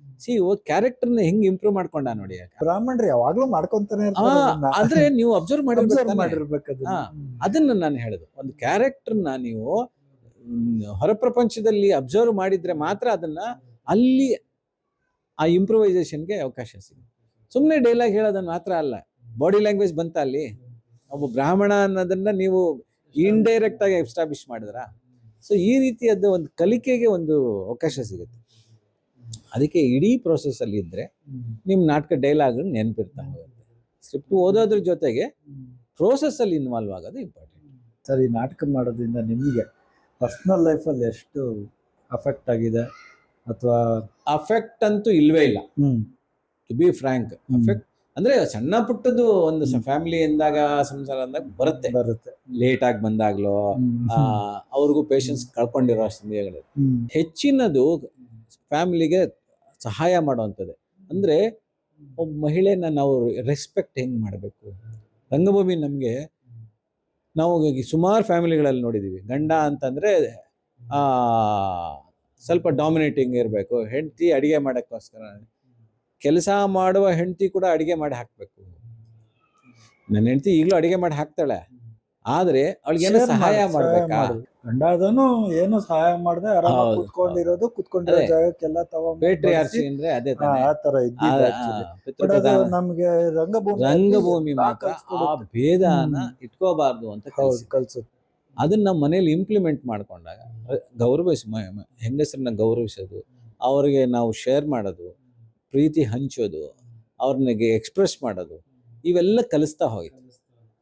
ಸೊ ನಾವು ರಂಗಭೂಮಿಗೆ ಬಂದ್ಮೇಲೆ ಮದುವೆ ಆದ್ರಿಂದ ಅಲ್ಲಿಂದ ಆಚೆಗೆ ನಾವು ಅದನ್ನ ಮಾಡ್ಕೊಂಡೇ ಬಂದಿರೋದ್ರಿಂದ ಸೊ ನಮ್ಗೆ ಎಲ್ಲೂ ಆ ಇದು ಗೊತ್ತೇ ಆಗ್ಲಿಲ್ಲ. ಟೈಮ್ ಮ್ಯಾನೇಜ್ಮೆಂಟ್ ತುಂಬಾ ಕಲ್ಸುತ್ತೆ, ಪಂಕ್ಚುವಲ್ ಆಗಿ ಇರೋದನ್ನ ಕಲ್ಸುತ್ತೆ. ಪಂಕ್ಚುವಲ್ ಆಗಿ ಇರೋದ್ ಕಲ್ಸುತ್ತೆ, ಆದ್ರೆ ಮನೆಯೊಂದಿಗೆ ಸ್ವಲ್ಪ ಸಮಯನ ನಾವು ಹೆಚ್ಚು ಕೊಡಕ್ ಆಗೋದಿಲ್ಲ ಕೆಲವೊಂದು ಸಂದರ್ಭಗಳಲ್ಲಿ. ರಿಟೈರ್ ಆದ್ಮೇಲಂತೂ ಅದಕ್ಕೇನು ಕೊರತೆ ಇಲ್ದಂಗೆ ಆಗ್ತಾ ಇದೆ. ಮುಂಚೆ ಒಂದು 5 ವರ್ಷ ಮುಂಚೆನೂ ರಿಟೈರ್ ಆಗಿರೋದ್ರಿಂದ ಹೆಚ್ಚಿನ ಸಮಯ ಬೆಳಗಿಂದ ಸಂಜೆ ತನಕ ಮನೆಯವ್ರ ಜೊತೆಗೆ ಇದ್ದು ಸಂಜೆ ನಾವು ರಿಹರ್ಸಲ್ಗೆ ಹೋಗ್ತೀವಿ ಅಂದ್ರೆ ಏನು ಅಬ್ಜೆಕ್ಷನು ಬರಲ್ಲ. ಆಮೇಲೆ ಇನ್ನೊಂದು ನಾಟಕ ಮಾಡೋದ್ರಿಂದ ನಾವು ಆನ್ ದ ಟೋಸ್ ಇರ್ತೀವಿ ಅನ್ಸುತ್ತಲ್ವಾ ಸರ್? ಏನೋ ಒಂದು ಅಬ್ಸರ್ವ್ ಅಬ್ಸರ್ವ್ ಮಾಡ್ತಾ ಇರ್ತೀವಿ. Keep engaging your self. ಅದೊಂದು ಯಾವಾಗ್ಲೂ ಆಕ್ಟಿವ್ನೆಸ್ ಇರುತ್ತೆ. ಎಕ್ಸಾಕ್ಟ್ಲಿ. ಆರೋಗ್ಯದ ದೃಷ್ಟಿಗೆ ಅದು ತುಂಬಾನೇ ಪೂರಕ ಅಂತಾನೆ ಹೇಳುದು. ಅಲ್ಲಿ ನಿಮ್ಗೆ ವಾರ್ಮ್ ಅಪ್ ಮಾಡಿಸ್ತಾರೆ, ಒಂದು ಸ್ಟೇಜ್ ಮಾಡಿಸ್ತಾರೆ. ನೀವು ಡೈಲಿ ರೊಟೀನ್ ಅಲ್ಲಿ ಮಿಸ್ ಆಗುವಂತದನ್ನ ಅಲ್ಲಿ ನೀವು ಫುಲ್ಫಿಲ್ ಮಾಡ್ಕೋಬಹುದು. ದೇಹ ಒಂಚೂರು ಬೆಚ್ಚಗಾಗಿದ ತಕ್ಷಣ ನೀವು ಆಕ್ಟಿವ್ ಆಗ್ತೀರಾ, ಎನರ್ಜಿ ಹೆಚ್ಚು ಸಿಗತ್ತೆ, ಇನ್ನೊಂದು ವಾಯ್ಸ್ ಇಂಪ್ರೂವ್, ಪ್ರೊಜೆಕ್ಷನ್ಗೆ ಇದಾಗತ್ತಾ. ಖಂಡಿತ. ನನ್ನ ಹೆಂಡತಿ ಅವಾಗ ಹೇಳ್ತಾರೆ, ನೀವು ನಾಟಕದ ವಾಲ್ಯೂಮ್ ಅಲ್ಲಿ ಮಾತಾಡ್ಬೇಡ್ರಿ, ಮಾತಾಡ್ರಿ ಮನೆಯಲ್ಲಿ ಅಂತ.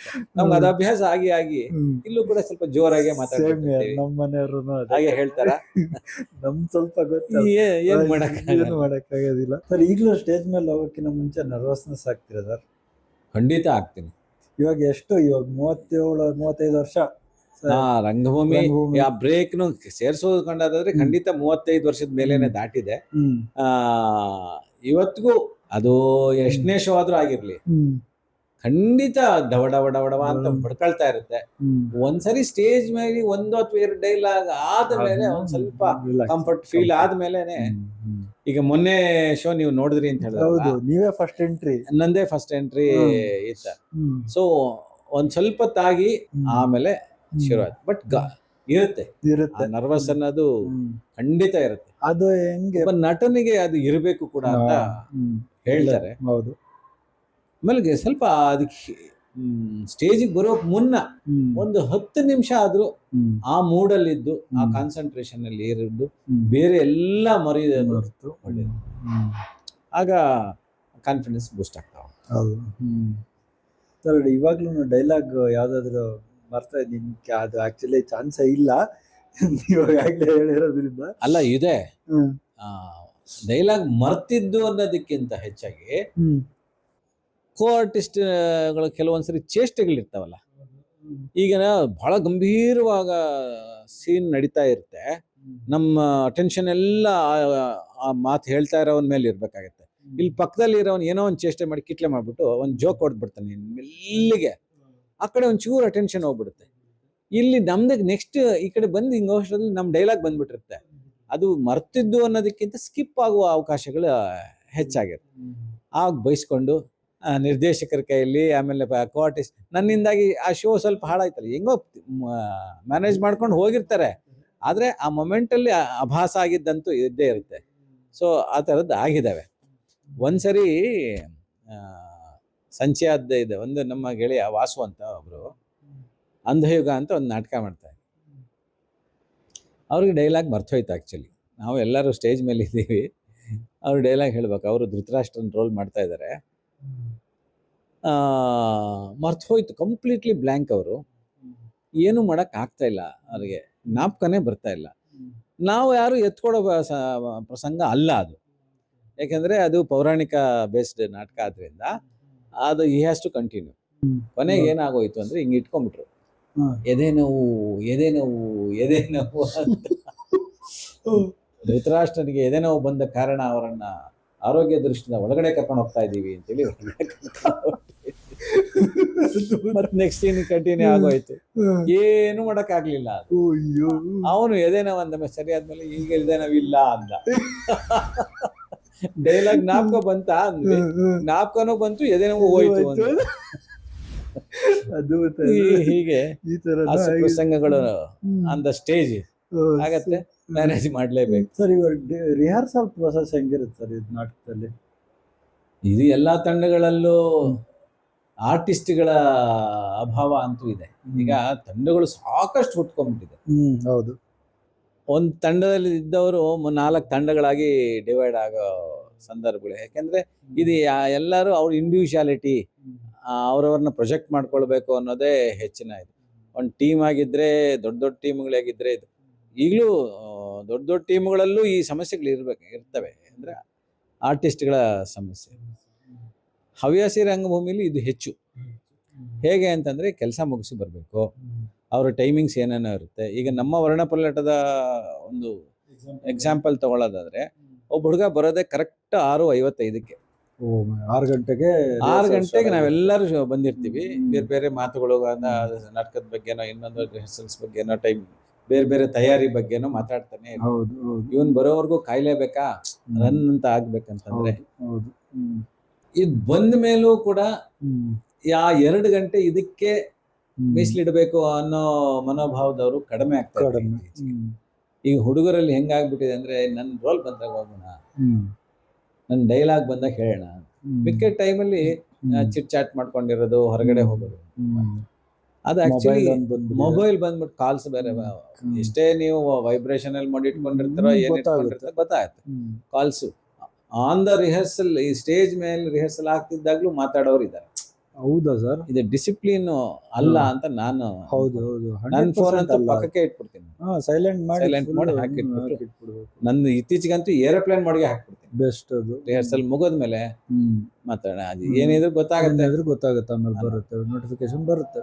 ಹೇಗೆ ನಡೆಯುತ್ತೆ ರಿಹರ್ಸಲ್ ಪ್ರೋಸೆಸ್ ಅನ್ನೋದಾದ್ರೆ, ಒಂದು ನಾಟಕ ಶುರು ಆಗ್ಬೇಕಂತಂದ್ರೆ ತಂಡ ಯಾವ ತಂಡ ಮಾಡುತ್ತೆ ಅನ್ನೋದು ನಿರ್ಧಾರ ಮಾಡುತ್ತೆ. ಫಸ್ಟ್ ನಾಟಕ ಮಾಡಬೇಕು. ಈಗ ನಮ್ಮ ರಂಗ ನಿರಂತರ ಸುಮಾರು 2 ವರ್ಷದಿಂದ ನಾವು ಪ್ರಯತ್ನ ಮಾಡ್ತಾನೇ ಇದ್ದೀವಿ. 2-2.5 ವರ್ಷದಿಂದ CGK ಫೆಸ್ಟಿವಲ್ಗಳು 3 ವರ್ಷ ಮಾಡ್ಕೊಂಡು ಬಂದ್ವಿ ನಾವು. 8 ವರ್ಷ ಸತತವಾಗಿ ಮಾಡ್ಕೊಂಡ್ಬಂದು, ಇತ್ತೀಚಿನ 3 ವರ್ಷದಿಂದ ನಾವು ಏನು ಮಾಡಲಿಲ್ಲ. ಹಂಗೆ ನಾನು ಸೆಕ್ರೆಟರಿ ಆಗಿದೆ ಲಾಸ್ಟ್ 2 ಇಯರ್ಸ್ ಇದಕ್ಕೆ. ಆಗ ಒಂದು ಹೊಸ ನಾಟಕ ಮಾಡೋಣ ನಮ್ಮ ತಂಡದಿಂದ ಅಂತ ನಾನು ತುಂಬ ಬಲವಂತ ಮಾಡ್ತಾನೆ ಇದ್ದೆ. ಶಿವಪ್ರಕಾಶ್ ಅವರು ಒಂದು ಭಾಗವತದ ಮೇಲೆ ಒಂದು ಬರ್ಕೊಟ್ರು, ಉತ್ತರ ಭಾಗವತ ಅಂತ. ಅದನ್ನ ಅವ್ರ ಮನೆಗೆ ಹೋಗಿ ರೀಡಿಂಗ್ ಎಲ್ಲ ಆಯಿತು. ಯಾಕೋ ನಮ್ಮ ರಂಗ ನಿರಂತರದ ಒಂದು ಸಿದ್ಧಾಂತಗಳಿದೆ, ಅದಕ್ಕೆ ಈ ರಾಮ ಕೃಷ್ಣ ಅನ್ನೋದು ಬಿಟ್ಟು ಇನ್ನೇನಾದರೂ ಮಾಡೋಣ. ಉತ್ತರ ಭಾಗವತ ಅಂದರೆ ಕೃಷ್ಣನ ಸಂಬಂಧಪಟ್ಟಿದ್ದ ನಾಟಕ.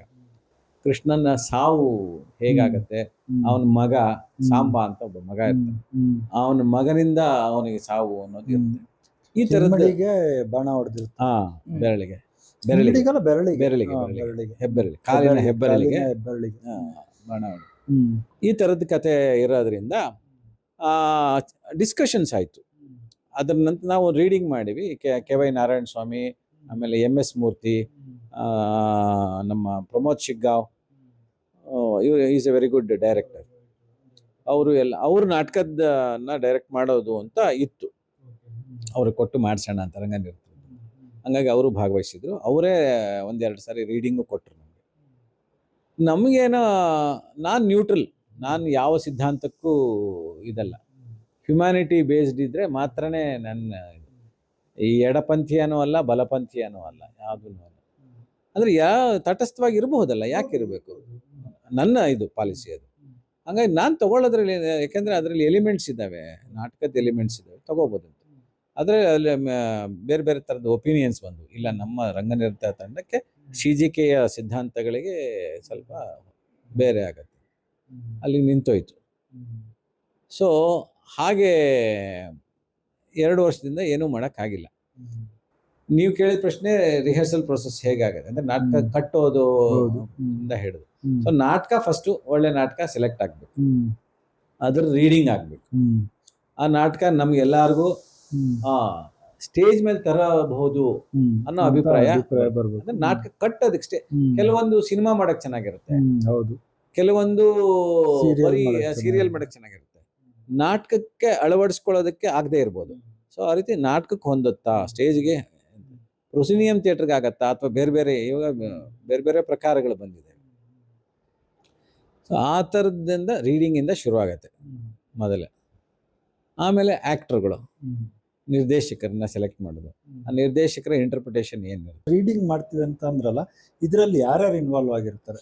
ರೀಡಿಂಗಲ್ಲಿ ತಂಡದ ಒಂದು 3-4 ಜನ ಇರ್ತಾರೆ.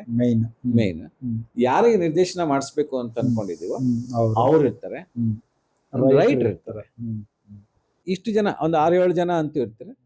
ಆಮೇಲೆ ಸ್ವಲ್ಪ ರಂಗಭೂಮಿ ಬಗ್ಗೆ ಒಳ್ಳೆಯ ಅನುಭವ ಇರೋರು, ಅದಕ್ಕೆ ಒಳ್ಳೆ ಕ್ರಿಟಿಕ್ಸ್, ವಿಮರ್ಶಕರು ಅಂತ ಒಬ್ರಿಬ್ಬರನ್ನ ಅಂತೂ ಕರೆಸ್ತೀವಿ. ಈಗ MS ಮೂರ್ತಿ ಅಂತ ಹೇಳಿದ್ನಲ್ಲ, is a very good critic. ಆಮೇಲೆ ನಮ್ಮ ಅಡಪ ವೆರಿ ಗುಡ್ ಕ್ರಿಟಿಕ್, ತುಂಬ ಚೆನ್ನಾಗಿ.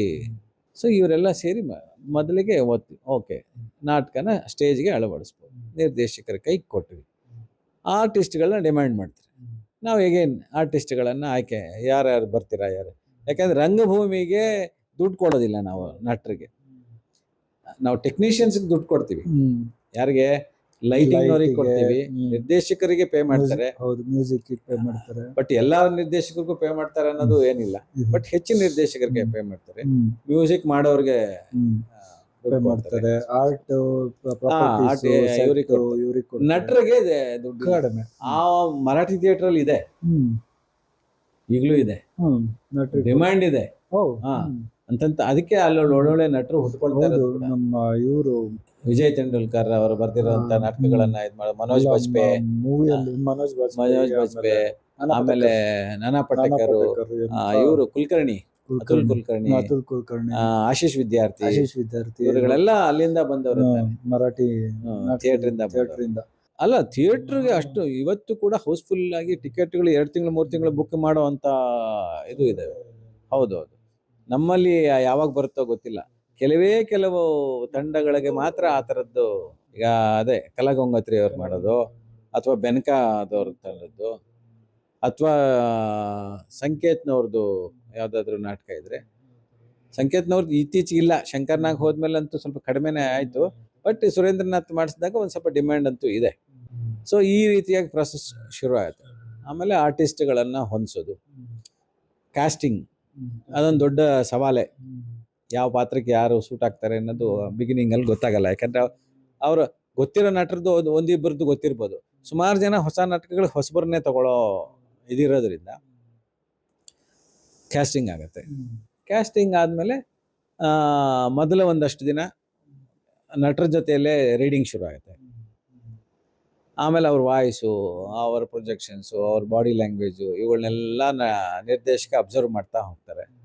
ಓಕೆ, ಇವ್ರಿಗೆ ಈ ರೋಲ್ ಅಂತ ಆಮೇಲೆ ರೆಗ್ಯುಲರ್ ರಿಹರ್ಸಲ್ ಶುರು ಆಗುತ್ತೆ. ಸೀನ್ ವೈಸ್ ಮಾಡ್ಕೊಂಡು ಹೋಗ್ತಾರೆ. ಅದಕ್ಕೆ ಮುಂಚೆ ನಾಟಕನ ಅವ್ರ ತಲೆಯಲ್ಲಿ ಅಂತೂ ಕಟ್ಕೊಂಡಿರ್ತಾರೆ, ಹೆಚ್ಚು ಕಮ್ಮಿ ಒಂದು 60-70% ನಿರ್ದೇಶಕರ ತಲೆಯಲ್ಲಿ, ಹೆಚ್ಚು ಕಮ್ಮಿ.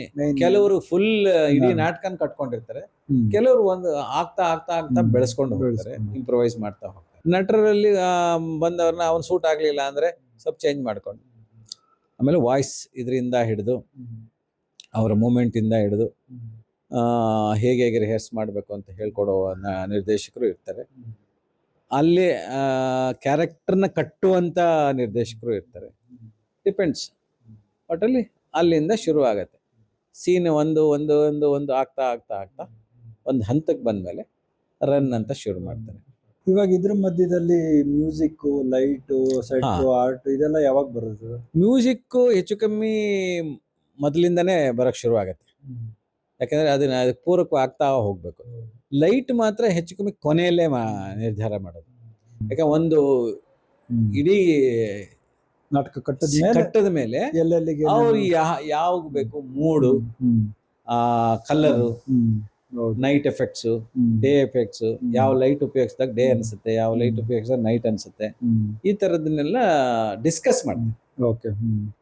ಆಮೇಲೆ ಬ್ಯಾಕ್ ಲೈಟ್ಗಳು ಎಲ್ಲಿ ಬೇಕು, ಶಾಡೋಸ್ ಬೇಕಾ, ಯಾವ್ದೋ ಒಂದು ಜೈಲದ ಒಂದು ಇದಿರುತ್ತೆ, ಅದ್ರ ಶಾಡೋ ನಮ್ಗೆ ಮುಂದೆ ಬೀಳ್ಬೇಕಾಗುತ್ತೆ, ಅವಾಗ ಬ್ಯಾಕ್ ಲೈಟ್ ಇಂದ ಕೊಡ್ಬೇಕಾ, ಫುಡ್ ಲೈಟ್ ಏನಾಗುತ್ತೆ, ಆಮೇಲೆ ಸ್ಪಾಟ್ಸ್, ಇದನ್ನೆಲ್ಲ ನಿರ್ಧಾರ ಮಾಡ್ತಾರೆ. ಕೊನೆಗೆ ನಿರ್ಧಾರ ಒಂದು ರನ್ ಅಂತ ಮಾಡಿದ್ಮೇಲೆ, ಒಂದು ರನ್ ಹಂತಕ್ಕೆ ಬಂದ ಮೇಲೆನೆ ಲೈಟಿಂಗ್ ಡಿಸೈನ್ ಅಂತೂ ಕರೆಯೋದು. ಮ್ಯೂಸಿಕ್ ಮಾತ್ರ ಮುಂಚೆ ಬಂದಿರುತ್ತೆ, ಸೆಟ್ಟು ಕೂಡ ಹೆಚ್ಚು ಕಮ್ಮಿ ಪ್ರೋಸೆಸ್ ಅಲ್ಲೇ ಆಗ್ತಾ ಹೋಗುತ್ತೆ. ಯಾಕಂದ್ರೆ ಮೊದಲೇನೆ, ಯಾಕೆ ಇವ್ನು ಎಲ್ಲಿ ಕುತ್ಕೋಬೇಕು, ಇವ್ನು ಎಲ್ಲಿ ನಿಂತ್ಕೋಬೇಕು, ಯಾವ್ದ್ರ ಮೇಲೆ ನಿಂತ್ಕೋಬೇಕು, ಪ್ಲಾಟ್ಫಾರ್ಮ್ ಬೇಕಾ, ಪ್ಲಾಟ್ಫಾರ್ಮ್ ಬೇಡವಾ, ರ್ಯಾಂಪ್ ಬೇಕಾ, ಈ ಥರದ್ದೆಲ್ಲ ಮುಂಚೆಯಿಂದನೇ ಡಿಸೈಡ್ ಮಾಡ್ಕೊಂಡು ಬರ್ತಾರೆ. ಒಟ್ಟು ಟೋಟಲ್ ಆಗಿ ಒಂದು ನಾಟಕ ಕಟ್ಟಿದ್ಮೇಲೆ ನೀವು ಏನೇನು ಮತ್ತೆ ಇವಾಗ ಶೋ ಮಾಡಬೇಕು ಅಂತ ಅಂದ್ರೆ ಅದ್ರದ್ದೇನದು? ಇದು ದೊಡ್ಡ ಟಾಸ್ಕ್ ಇದು. ಹೌದು. ಮೊದಲು ಎಲ್ಲಿ ಶೋ ಮಾಡಬೇಕು, ಯಾವ ಅದನ್ನು ಬುಕ್ ಮಾಡ್ಕೋಬೇಕು. ಅದರ ನಂತರ ಪ್ರಚಾರ, ಇದು ನಮ್ಮಲ್ಲಂತೂ ಪ್ರಚಾರ ಹೇಗೆ ಮಾಡೋದು ಅಂತ ಇನ್ನೂ ಅರ್ಥ ಆಗ್ತಾ ಇಲ್ಲ. ಹೌ ಟು ರೀಚ್ ಪೀಪಲ್, ಆಮೇಲೆ ಆಡಿಯನ್ಸ್ನ ತುಂಬಿಸೋದು ಹೇಗೆ. 1,000 ನಾವು ಒಂದು 2,500 3,000 ಪಾಂಪ್ಲೆಟ್ ಮಾಡಿಸ್ತೀವಿ, ಪೇಪರಲ್ಲಿ ಹಾಕ್ಸ್ತೀವಿ. ಈಗಂತೂ ವಾಟ್ಸಾಪ್ ಬಂದಿದೆ, ಇದೆ, ಫೇಸ್ಬುಕ್ ಇದೆ, Book My ಇನ್ಸ್ಟಾಗ್ರಾಮ್ Show ಇದೆ, ಹ್ಮ್. ಬುಕ್ ಮೈ ಶೋನಲ್ಲಿ ಹ್ಮ್. ಬುಕ್ ಮಾಡ್ಕೊಳ್ತೀವಿ. ಹ್ಮ್. ಇಷ್ಟೆಲ್ಲ ರೀಚ್ ಇದ್ರು ಹ್ಮ್. ನಾವು ಒಂದು 300 ಜನ ನಿರೀಕ್ಷೆ ಮಾಡಿದ್ರೆ ಹ್ಮ್. 30ರಿಂದ 100-120 ಜನ ಬಂದ್ರೆ ಹೆಚ್ಚು. ಇನ್ನು ಹೇಗೆ ರೀಚ್ ಮಾಡೋದು ಅನ್ನೋ ಇದೊಂದು ದೊಡ್ಡ ಸವಾಲೇ ಆಗ್ತಾ ಇದೆ. ಆಡಿಯನ್ಸ್ನ ಥಿಯೇಟ್ರಿಗೆ ಕರೆತರೋದಕ್ಕೆ ಒಂದು ಶಿಬಿರ ಮಾಡ್ಬೇಕು. ಅಲ್ವಾ ನಿಜ, ಅದು ಅದೊಂದು ದೊಡ್ಡ ಟಾಸ್ಕ್. ಯಾರು ಇದು ಇವಾಗ ಹಿಂಗಿದ್ಯಾ ಸರ್ ಅಥವಾ ಮುಂಚೆಯಿಂದನೂ ಕರ್ನಾಟಕದಲ್ಲಿ ಅಲ್ಲ, theatre ನನ್ಗನ್ಸೋದು ಮುಂಚೆ ಇಷ್ಟೊಂದು ಇರ್ಲಿಲ್ಲ. ಬರೋರು ಮುಂಚೆ ಜನ. ಬರೋರು ಹ್ಮ್. ಅವಾಗ ಇದ್ದಿದ್ದು ಎರಡೇ ಮಾಧ್ಯಮ, ಹಾ. ಒಂದು ರಂಗಭೂಮಿ, ಒಂದು ಸಿನಿಮಾ. ಸಿನಿಮಾ ಥಿಯೇಟರ್ಗಾದ್ರೂ ಹೋಗ್ಬೇಕು, ರಂಗಮಂದಿರಕ್ಕಾದ್ರೂ ಬರ್ಬೇಕಿತ್ತು, ಎರಡೇ. ಈಗ ಹಂಗಲ್ಲ, ಮೊಬೈಲ್ ಇದೆ, ಟ್ಯಾಬ್ ಇದೆ, ಟಿವಿ ಇದೆ, ಲ್ಯಾಪ್ಟಾಪ್ ಇದೆ, ಏನು ಬೇಕಾದ್ರೂ ಅದರಲ್ಲೇ ಸಿಗತ್ತೆ.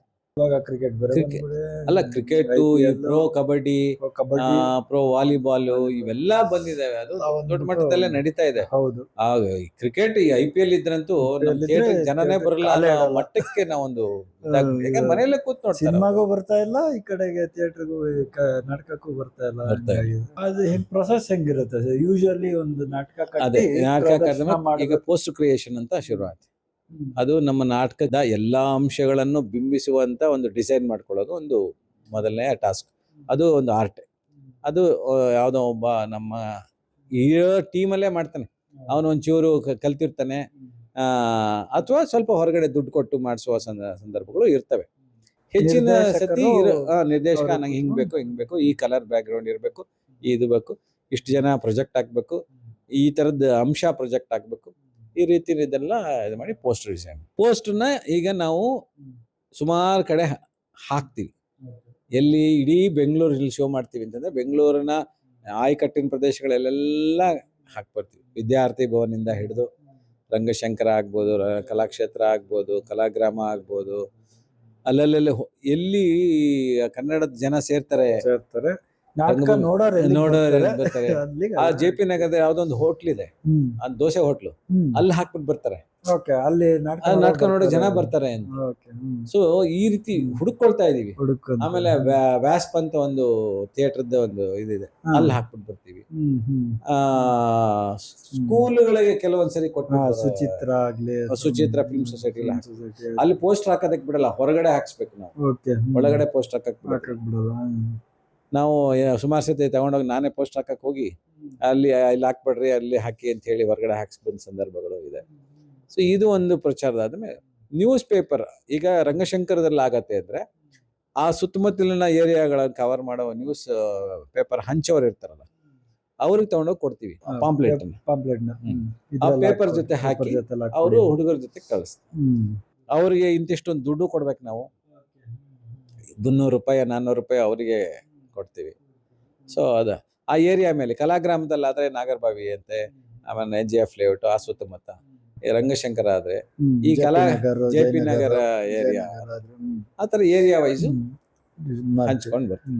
ಅದು ಒಂದು ಪ್ರಚಾರದ ಇನ್ನೊಂದು ಪೇಪರ್ಲ್ಲೇ ಇಂದಿನ ಸುದ್ದಿ ಅಂತ ಇರುತ್ತಲ್ಲ, ಅದರಲ್ಲಿ ಹಾಕ್ಸೋದು ಒಂದು. ಸುಮಾರು ಜನ ನೋಡ್ತಾರೆ, ಇವತ್ತು ನಗರದಲ್ಲಿ ಇಂದು ಅಂತ ಪ್ರಜಾವಾಣಿಯಲ್ಲಿ ಆಗುತ್ತೆ, ಸಂಯುಕ್ತ ಕರ್ನಾಟಕದಲ್ಲಿ ಇವತ್ತಿನ ಸುದ್ದಿ ಅಂತೇನೋ ಹಾಕ್ತಾರೆ. ಇದಲ್ಲದೆ ಒಂದು ಆರ್ಟಿಕಲ್ ಏನಾದ್ರೂ ಬರ್ಸಿ ಹಾಕ್ಸಿದ್ರೆ ಪೇಪರ್, ನಮಗೆ ಗೊತ್ತಿದ್ದು ಒಬ್ಬ ಪತ್ರಕರ್ತರು ಯಾರು, ಅವಾಗ ಅದಕ್ಕೆ ಇನ್ನೊಂದು ಸ್ವಲ್ಪ ಹೆಚ್ಚಿನ ಪ್ರಚಾರ ಸಿಗುತ್ತೆ. ಓದ್ತಾರೆ, ಅದ್ರ ಬಗ್ಗೆ ಇಂಥ ಅವ್ರು ಮಾಡಿದ್ದಾರೆ, ಇಂಥ ನಿರ್ದೇಶನ ಆಗಿದೆ, ಇಂಥ ರೈಟರ್ ಮಾಡಿದ್ದಾರೆ. ಸೊ ಇದೆಲ್ಲ ಒಂದಷ್ಟು ಪ್ರಕಾರಗಳು. ಇನ್ನು ಟೆಲಿಫೋನ್ ಮಾಡೋದು, ಪ್ರತಿಯೊಬ್ಬರಿಗೂ ಇಂಡಿವಿಜುವಲಿ ಗೊತ್ತಿದ್ದ ಗೆಳೆಯರಿಗೆ ಹೇಳೋದು. ವಾಟ್ಸ್ಆಪ್ ಮೆಸೇಜ್ ಈಗ ನಾನ್ ನಿಮ್ಗೆ ಹಾಕ್ತಿದ್ನಲ್ಲ, ಅದು ಬ್ರಾಡ್ಕಾಸ್ಟ್ ಮೆಸೇಜ್. ಒಂದಷ್ಟು ಗ್ರೂಪ್ ಮಾಡ್ಬಿಟ್ಟಿದ್ದೀನಿ, ಒಂದು 250 ಜನದ ಒಂದು ಗ್ರೂಪ್ ಮಾಡಿದ್ದೀನಿ ಬ್ರಾಡ್ಕಾಸ್ಟ್. ಅದ್ರಲ್ಲಿ ಒಂದು ನಾನು ಪೋಸ್ಟ್ ಹಾಕಿದ್ರೆ 250 ಜನಕ್ಕೆ ಹೋಗಿ, ಕೆಲವು ರೆಸ್ಪಾಂಡ್ ಮಾಡಿ ನಾವು ಬರ್ತೀವಿ ಅಂತ ಹೇಳೋರು ಇದ್ದಾರೆ. ಮೊನ್ನೆ ನಮ್ಮ ವರ್ಣಪಲ್ಲಟಕ್ಕೂ ಅಷ್ಟೇ, ಒಂದಿಬ್ರು ಗಂಡ ಹೆಂಡತಿ ಜಯನಗರ ಟೆಲಿಫೋನ್ ಎಕ್ಸ್ಚೇಂಜ್ ಅಲ್ಲಿ ಕೆಲಸ ಮಾಡ್ತಾ ಇದ್ದವರು, ಬರ್ತೀವಪ್ಪ ಅಂತ ಹಾಕಿದ್ರು, ಬಂದು ವಿಶ್ ಮಾಡ್ಬಿಟ್ಟು ಹೋದ್ರು. ಸೊ ಈ ರೀತಿಯಾದ ಒಂದು ಪ್ರಚಾರನ ಸದ್ಯಕ್ಕೆ ಇಟ್ಕೊಂಡಿದೀವಿ. ಇನ್ನು ಯಾವ ಹೊಸದ್ ಕಲಿಬೇಕೋ ಗೊತ್ತಿಲ್ಲ ನಮಗೆ. ಸೊ ಇವಾಗ ಇದನ್ನ ಶೋಗೆ ತಗೊಂಡ್ಬಂದು ಒಂದು ರಂಗಶಂಕರದಲ್ಲಿ ಅಥವಾ ರವೀಂದ್ರ ಕಲಾಕ್ಷೇತ್ರದಲ್ಲಿ ಒಂದು ಶೋ ಮಾಡಬೇಕು ಅಂತಂದ್ರೆ ಅದ್ರದ್ದೇನು ಪ್ರೊಸೆಸ್ ಸರ್? ಮೊದಲಿಗೆ ಈಗ ರವೀಂದ್ರ ಕಲಾಕ್ಷೇತ್ರ ಅಥವಾ ಕಲಾಗ್ರಾಮ ಅಥವಾ ನಯನ ಇದೆಲ್ಲ ಆಯ್ತು ಅಂದ್ರೆ ಬುಕ್ ಮಾಡಬೇಕು. ನಾವು ಯಾವತ್ತು ಶೋ ಮಾಡ್ತೀವಿ ಅನ್ನೋದು ಹಿಂದಿನ ತಿಂಗಳೇ ಗೊತ್ತಿರುತ್ತೆ. ಅದರಿಂದ ಅದು ಹೆಚ್ಚು ಕಮ್ಮಿ ನಾವು ಶನಿವಾರ ಭಾನುವಾರಕ್ಕೋಸ್ಕರ ಕಾಯ್ತೀವಿ. ಯಾಕಂದ್ರೆ ಸಾಟರ್ಡೆ ಸಂಡೇ ಆದ್ರೆ ಜನ ಬರ್ತಾರೆ ಅಂತ. ವೀಕ್ ಡೇಸ್ ಅಲ್ಲಿ ಆದ್ರೆ ಜನ ಯಾವುದಕ್ಕೆ ಆಗ್ಲಿ, ಈ ಸಿನಿಮಾಕ್ಕೆ ಆಗ್ಲಿ ವೀಕ್ ಡೇಸ್ ಅಲ್ಲಿ ಕಡಿಮೆ, ಸಾಟರ್ಡೆ ಸಂಡೇ ಸ್ವಲ್ಪ ಹೆಚ್ಚಿರ್ತಾರೆ. ಸೊ 1ನೇ ತಾರೀಕು 10:00ವರೆಗೆ ಕಾಯ್ತೀವಿ. ಪ್ರತಿಯೊಂದು ತಂಡದವರು ಕಾಯ್ತಾರೆ. 10:00ವರೆಗೆ ಓಪನ್ ಆಗತ್ತೆ ನಮಗೆ. ಇಮಿಡಿಯೇಟ್ ಆಗಿ ಯಾವತ್ತು ಶನಿವಾರ ಭಾನುವಾರ ಇದೆ ಟಕ್ ಅಂತ ಬುಕ್ ಮಾಡ್ತೀರಾ? ಹೆಂಗಿದು ಬುಕ್ ಮಾಡಿ? Online online Online. ಇವಾಗ ಆನ್ಲೈನ್ ಮಾಡಿದ್ದಾರೆ. ಹೌದು. ಆನ್ಲೈನ್ ಈಗ ಮುಂಚೆ ಅಲ್ಲೇ ಮುಂಚೆ ಹೋಗಿ ಹೋಗಿದ್ರೆ ಲೆಟರ್ ಕೊಟ್ಟು ಮಾಡಬೇಕಿತ್ತು. ಮಾಡ್ಬೇಕು. ಈಗಂತೂ ಆನ್ಲೈನ್ ಟ್ರಾನ್ಸ್ಪರೆನ್ಸಿ. ನಾವು ಆ 10:00ವರೆಗೆ ಲಾಗಿನ್ ಆಗಿ ಇಟ್ಕೊಂಡು ಟಕ್ ಅಂತ ಖಾಲಿ ಇದ್ದ ದಿನ ಶನಿವಾರ ಭಾನುವಾರ ಬುಕ್ ಮಾಡ್ಬಿಡ್ತೀವಿ. ನಮ್ಮ ತಂಡದ ಹೆಸರಲ್ಲಿ ಬುಕ್ ಮಾಡ್ಬಿಡ್ತೀವಿ. ರಂಗಶಂಕರಕ್ಕೆ ನಾವು ಅಪ್ಲೈ ಮಾಡ್ಕೋಬೇಕು. ಮೇಲ್ ಹಾಕಿ ಅವರಿಗೆ ಅಪ್ಲೈ ಮಾಡಬೇಕು. ಅವರು ತಂಡದ ಇದನ್ನ ನೋಡ್ತಾರೆ, ತಂಡದ ಗುಣಮಟ್ಟ ನೋಡ್ತಾರೆ, ಎಷ್ಟು ಚೆನ್ನಾಗಿ ಮಾಡ್ತಾರೆ, ಅವ್ರ ಶೋಗೆ ಜನ ಬರ್ತಾರಾ ಇಲ್ವಾ, ಈ ಥರದ. ಹೊಸ ತಂಡಗಳಿಗಾದ್ರೆ ಮೊದಲಿಗೆ ಒಂದು 3-4 ತಿಂಗಳು ಕೊಡೋದೇ ಇಲ್ಲ. ನಾವು ಕಂಟಿನ್ಯೂಸ್ ಪರ್ಸ್ಯೂ ಮಾಡ್ತಾ ಇದ್ರೆ ಆವಾಗ ಮಂಗಳವಾರ ಮೊದಲಿಗೆ ಕೊಡ್ತಾರೆ. ರಂಗಶಂಕರದ ನಿಯಮಗಳೇ ಹಾಗೆ. ಬಟ್ ವೆರಿ ಡಿಸಿಪ್ಲಿನ್ ಥಿಯೇಟರ್, ಅದರಲ್ಲಿ ಏನು ಡೌಟೇ ಇಲ್ಲ. ಸಮಯ ಪರಿಪಾಲನೆ ಅಂದ್ರೆ ಹಾಗೆ ಇರಬೇಕು ಅನ್ನೋದನ್ನ ತೋರಿಸ್ತಾರೆ. ಈಗಲೂ ರಂಗಶಂಕರನ ಇವರು ನಮ್ಮ ಶಂಕರ್ನಾಗ್ ಅವರು ಮನೆಯವರೇ ಅರುಂಧತಿನಾಗೆ ಅವ್ರದ್ದೊಂದು ಟೀಮ್ ಇದೆ. ಈಗ ರೀಸೆಂಟ್ ಆಗಿ ಏನೋ ಕಾಲ್ ಮಾಡಿದ್ರು, ಒಬ್ಬ ಸೀನಿಯರ್ ಯಾರೋ ಒಬ್ರು ರಿಟೈರ್ ಆಗ್ತಾ ಇದ್ದಾರೆ, ಒಬ್ಬ ಕಾಮ್ ಅಂಡ್ ಕೂಲ್ ಪರ್ಸನ್ ಒಬ್ರು ಬೇಕಾಗಿದೆ ಅಂತ ಅದು ನಮ್ಮ ಗ್ರೂಪ್ಗಳಲ್ಲಿ ನೋಡಿದೆ. ಸೊ ಆ ರಂಗಶಂಕರಕ್ಕೆ ಅಪ್ಲೈ ಮಾಡ್ಕೊಂಡಾಗ ಅವರು ನಮಗೆ ಎಂಥ ದಿನ ಅಂತ ಕೊಡ್ತಾರೆ. ಈಗ ನಮ್ಮ ಇದಕ್ಕೆ ಮೊನ್ನೆ ಶುಕ್ರವಾರ ಕೊಟ್ಟಿದ್ರು. ಅದೇ ನಮ್ಮ ಸರಸವಿರಸಕ್ಕೆ ಮಂಗಳವಾರನೇ ಕೊಟ್ಟಿದ್ರು, ನಮ್ಮ ಹೊಸ ತಂಡ ಆದ್ರಿಂದ. ಬಟ್ ನಾಟಕದ ಬಗ್ಗೆ ಒಳ್ಳೆ ಫೀಡ್ಬ್ಯಾಕ್ ಹೋಗಿತ್ತು ಅಂತ ಒಂದಿನ ಕೊಟ್ಟರು.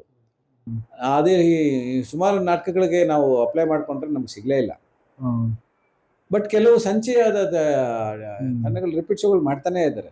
ಯಾಕಂದ್ರೆ ಅವ್ರ ರೆಪ್ಯುಟೇಷನ್ ಆಲ್ರೆಡಿ ಕ್ರಿಯೇಟ್ ನಮ್ಮ ಮಾಡಿದ್ದಾರೆ. ರಂಗನಿರಂತರ ನಮ್ಮ ರಂಗನಿಗೆ ಭಾನುವಾರ ಕೊಟ್ಟಿದ್ದಾರೆ.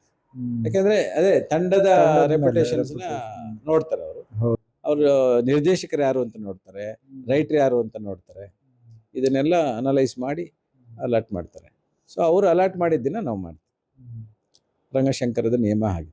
ಇದಾದ್ಮೇಲೆ ನಿಮ್ ಕನಸುಗಳು ಏನಾದ್ರು ಇದೆಯಾ ಸರ್? ಮುಂದೆ ಏನಾದ್ರು ಪ್ರೋಗ್ರಾಮ್ಸ್? ನನಗೇನು ದೊಡ್ಡ ಕನಸಂತ ಏನಿಲ್ಲ. ನಿನ್ನೆ ಹಿಂಗೆ ಯೋಚನೆ ಮಾಡ್ತಾ ಇದ್ದಾಗ ನನ್ಗೆ ಅನ್ಸಿದ್ದಂದ್ರೆ ಹೀಗೆ ರಂಗಭೂಮಿಯಲ್ಲಿ ಮಾಡ್ತಾನೇ ಇರಬೇಕು, ಒಳ್ಳೆ ನಾಟಕಗಳನ್ನ ಮಾಡಬೇಕು, ಒಂದು ನಿರ್ದೇಶನ ಮಾಡಬೇಕು ಅನ್ನೋ ಆಸೆ ಇದೆ. ಮಾಡಿ ಸರ್ ಬೇಗ. ಒಂದು ತುಂಬಾ ದಿನದಿಂದ ಒಂದು ಆಲೋಚನೆ, ಒಳ್ಳೆ ನಾನು ತುಂಬಾ ಒಳ್ಳೆ ಇದನ್ನ ಮೊನ್ನೆ ಅನ್ಕೊಂಡಿದ್ದೆ, ಅದು ಆಗ್ಲಿಲ್ಲ, ಮತ್ತೆ ಮುಂದುವರಿತು. ಸೊ ಹೀಗೆ ಮತ್ತೆ ನಾನು ಸ್ಕ್ರಿಪ್ಟ್ಸು ಅವಾಗ ಹೊಸದ್ ಬಂದಾಗೆಲ್ಲ ಓದ್ತಾ ಇರ್ತೀನಿ. ನನಗೆ ಅನಿಸಿದ್ದನ್ನ ಒಂದು ತಂಡದ ಯಾವ್ದಾದ್ರು ಒಂದು ತಂಡ ಇದು ಮಾಡ್ಕೊಂಡು ಒಂದು ನಿರ್ದೇಶನ ಮಾಡಬೇಕು ಅಂತಿದೆ. ರಂಗಭೂಮಿ ಇರುವ ತನಕ ಮಾಡ್ಕೊಂಡು ಹೋಗ್ತಾ ಇರಬೇಕು ಅನ್ನೋದು ಇದೆ. ರಂಗಭೂಮಿ ಯಾಕೆಂದರೆ ನಮಗೆ ಡಿಸಿಪ್ಲಿನ್ ಕಲಿಸಿದೆ, ಜೀವನ ಪಾಠ ಹೇಳ್ಕೊಟ್ಟಿದೆ, ಜೀವನದಲ್ಲಿ ಹೇಗೆ ಸಮಾಜದೊಂದಿಗೆ ಇರಬೇಕು ಅನ್ನೋದು ಹೇಳ್ಕೊಟ್ಟಿದೆ. ಯಾಕೆಂದರೆ ರಂಗಭೂಮಿ ಶೇಕ್ಸ್ಪಿಯರ್ ಹೇಳ್ದಂಗೆ ಜೀವನವೇ ಒಂದು ನಾಟಕ ರಂಗ, ನಾವೆಲ್ಲ ಅದರಲ್ಲಿ ಪಾತ್ರಧಾರಿಗಳು ಅಂತ. ರಂಗಭೂಮಿಯಲ್ಲಿ ಬೇರೆ ಬೇರೆ ಪಾತ್ರಗಳನ್ನು ಅನುಭವಿಸುವ ಅವಕಾಶ ಸಿಗತ್ತೆ.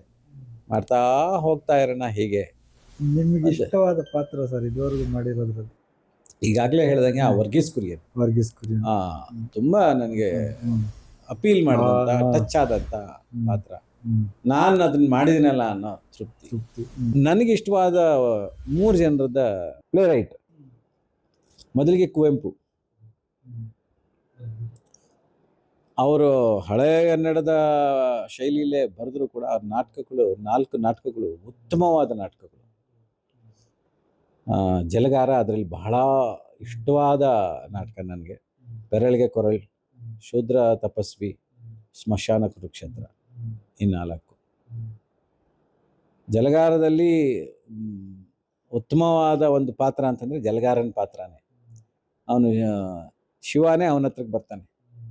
ಅಲ್ಲೆಲ್ಲ ದೇವಸ್ಥಾನಕ್ಕೆ ಶಿವನ್ ಹುಡ್ಕೊಂಡು ಹೋಗಿದ್ರೆ ಜನ ಶಿವ ಇವನ ಹತ್ರಕ್ಕೆ ಬರ್ತಾನೆ, ನೀ ಮಾಡ್ತಾ ಇರೋ ಈ ಪರಿಚಾರಕ್ಕೆ ಕೆಲಸ ಇದೆಯಲ್ಲಯ್ಯ, ಇದಕ್ಕಿಂತ ಉತ್ತಮವಾದ ಕೆಲಸ ಇಲ್ಲ ಅಂತ ಹೇಳ್ತಾರೆ.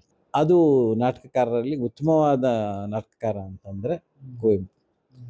ಆನಂತರ ಗಿರೀಶ್ ಕಾರ್ನಾಡ್, ಕರ್ನಾಟಕ ರಂಗಭೂಮಿಯಲ್ಲಿ ಒಂದು ಒಳ್ಳೆ ಹೆಸರು ಮಾಡಿದಂಥ, ಅವ್ರು ಎಲ್ಲ ಫೀಲ್ಡಲ್ಲೂ ಕೆಲಸ ಮಾಡಿಬಿಟ್ರು, ಸಿನಿಮಾ ಫೀಲ್ಡ್ಗೆ ಹೋದ್ರು. ಆದರೆ ಅವ್ರದ್ದು ಒಂದು ನಾಟಕನ ನಾನು ಡೈರೆಕ್ಟ್ ಮಾಡಬೇಕು ಅಂತ ಆಸೆ, ಅಂಜು ಮಲ್ಲಿಗೆ ಅಂತಿದೆ.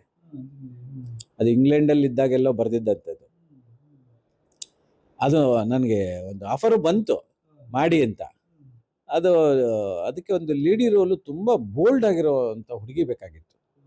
ಆ ಸಮಯಕ್ಕೆ ಸಿಗಲಿಲ್ಲ ನನಗೆ, ಹಂಗಾಗಿ ಅದನ್ನು ಕೈ ಬಿಡಬೇಕಾದ ಪ್ರಸಂಗ.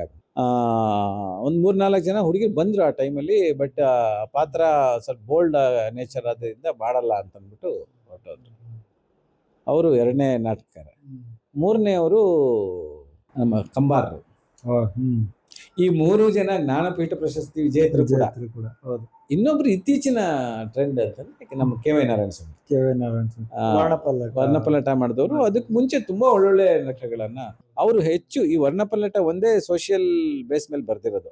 ಇನ್ನು ಹೆಚ್ಚಿನ ನಾಟಕಗಳನ್ನ ಸ್ವಲ್ಪ ಐತಿಹಾಸಿಕನೋ ಅಥವಾ ಜಾನಪದನೋ ಅಥವಾ ಪೌರಾಣಿಕನೋ ಒಂಚೂರು ಬ್ಲೆಂಡ್ ಮಾಡಿಕೊಂಡು ಬರ್ದಿರೋ ನಾಟಕಗಳೇ ಹೆಚ್ಚು. ಅವರ ಪಾರಿಜಾತ ಆಗ್ಬೋದು, ಮಲ್ಲಿಗೆ ಆಗ್ಬೋದು, ಅಥವಾ ಮಲೆಗಳಲ್ಲಿ ಮದುಮಗಳು ಕುವೆಂಪು ಅವರ ಬೃಹತ್ ಕಾದಂಬರಿ ಆದಂತ, ಅದು ಸೋಷಿಯಲ್ ಇದ್ರ ಮೇಲೆ ಇದ್ರೂ ಕೂಡ ಅದೊಂದು ಬೇರೆ ರೀತಿಯ ಪ್ರಕೃತಿಯ ವೈಭವೀಕರಿಸುವಂತ ನಾಟಕ. ಈ ನಾಟಕಕಾರರ ಬಗ್ಗೆ, ನಿರ್ದೇಶಕರ ಬಗ್ಗೆ ಏನೋ ಒಂದು ಮಾತು ಹೇಳ್ಬಿಡ್ತೀನಿ. ಹೇಳಿ ಸರ್. ನನಗೆ ಬಹಳ ಖುಷಿಯಾದ ನಿರ್ದೇಶಕ ಅಂತಂದ್ರೆ ನಮ್ಮ ಎಸ್ ಕೆ ಮಾಧವರಾವೆ. ಮಕ್ಕಳ ರಂಗಭೂಮಿಯಲ್ಲಿ ಅದ್ಭುತವಾದ ಕೆಲಸ ಮಾಡಿದ್ದಾರೆ. ಅವ್ರು ಬಹಳ ಹೆಚ್ಚಿನ ಇದನ್ನೇನು ಬಳಸ್ಕೊಳ್ಳಲ್ಲ, ಚಿಕ್ಕ ಚಿಕ್ಕ ಚಿಕ್ಕ ಇದರಲ್ಲೇನೆ ಅದ್ಭುತವಾಗಿ ಕಟ್ಟಿಬಿಡ್ತಾರೆ. ನಮಗೆ ಮೊದಲ ಗುರುವನ್ನೇ ಅವರು ಅದೇ ಹೇಳಿದ್ನಲ್ಲ, ಥಿಯೇಟರ್ ಎಸ್ಥೆಟಿಕ್ಸ್ ಹೇಳ್ಕೊಟ್ಟಂಥವ್ರು. ಆನಂತರದ ನಿರ್ದೇಶಕರಲ್ಲಿ ನಮ್ಗೆ ಜೋಸೆಫ್ ಕೂಡ ನೀನಾಸಮ್ನ ಪದವೀಧರರೇ. ಸೊ ಅವ್ರು ಅಲ್ಲಿಂದ ಕಲ್ತು ಬಂದು ನಮಗೆ ಇಲ್ಲಿ. ಅವ್ರದ್ದು ಇನ್ನೊಂದು ವಿಶೇಷ ಏನು ಗೊತ್ತಾ, ಅವರು ಆ್ಯಕ್ಚುಲಿ ಮಲಯಾಳಿ, ಕೇರಳದಿಂದ ಬಂದು ಕನ್ನಡ ಬರೀ ಮಾತು ಅಲ್ಲ, ಸಾಹಿತ್ಯವನ್ನು ಓದು ಬರೆಯುವ ಮಟ್ಟಕ್ಕೆ ಕಲಿತು ಒಂದು ನಾಟಕ ನಿರ್ದೇಶನ ಮಾಡ್ತಾ ಇದ್ದಾರೆ ಅಂತಂದರೆ ನಿಜವಾಗ್ಲೂ ಹ್ಯಾಟ್ಸ್ ಆಫ್ ಟು ಹಿಮ್.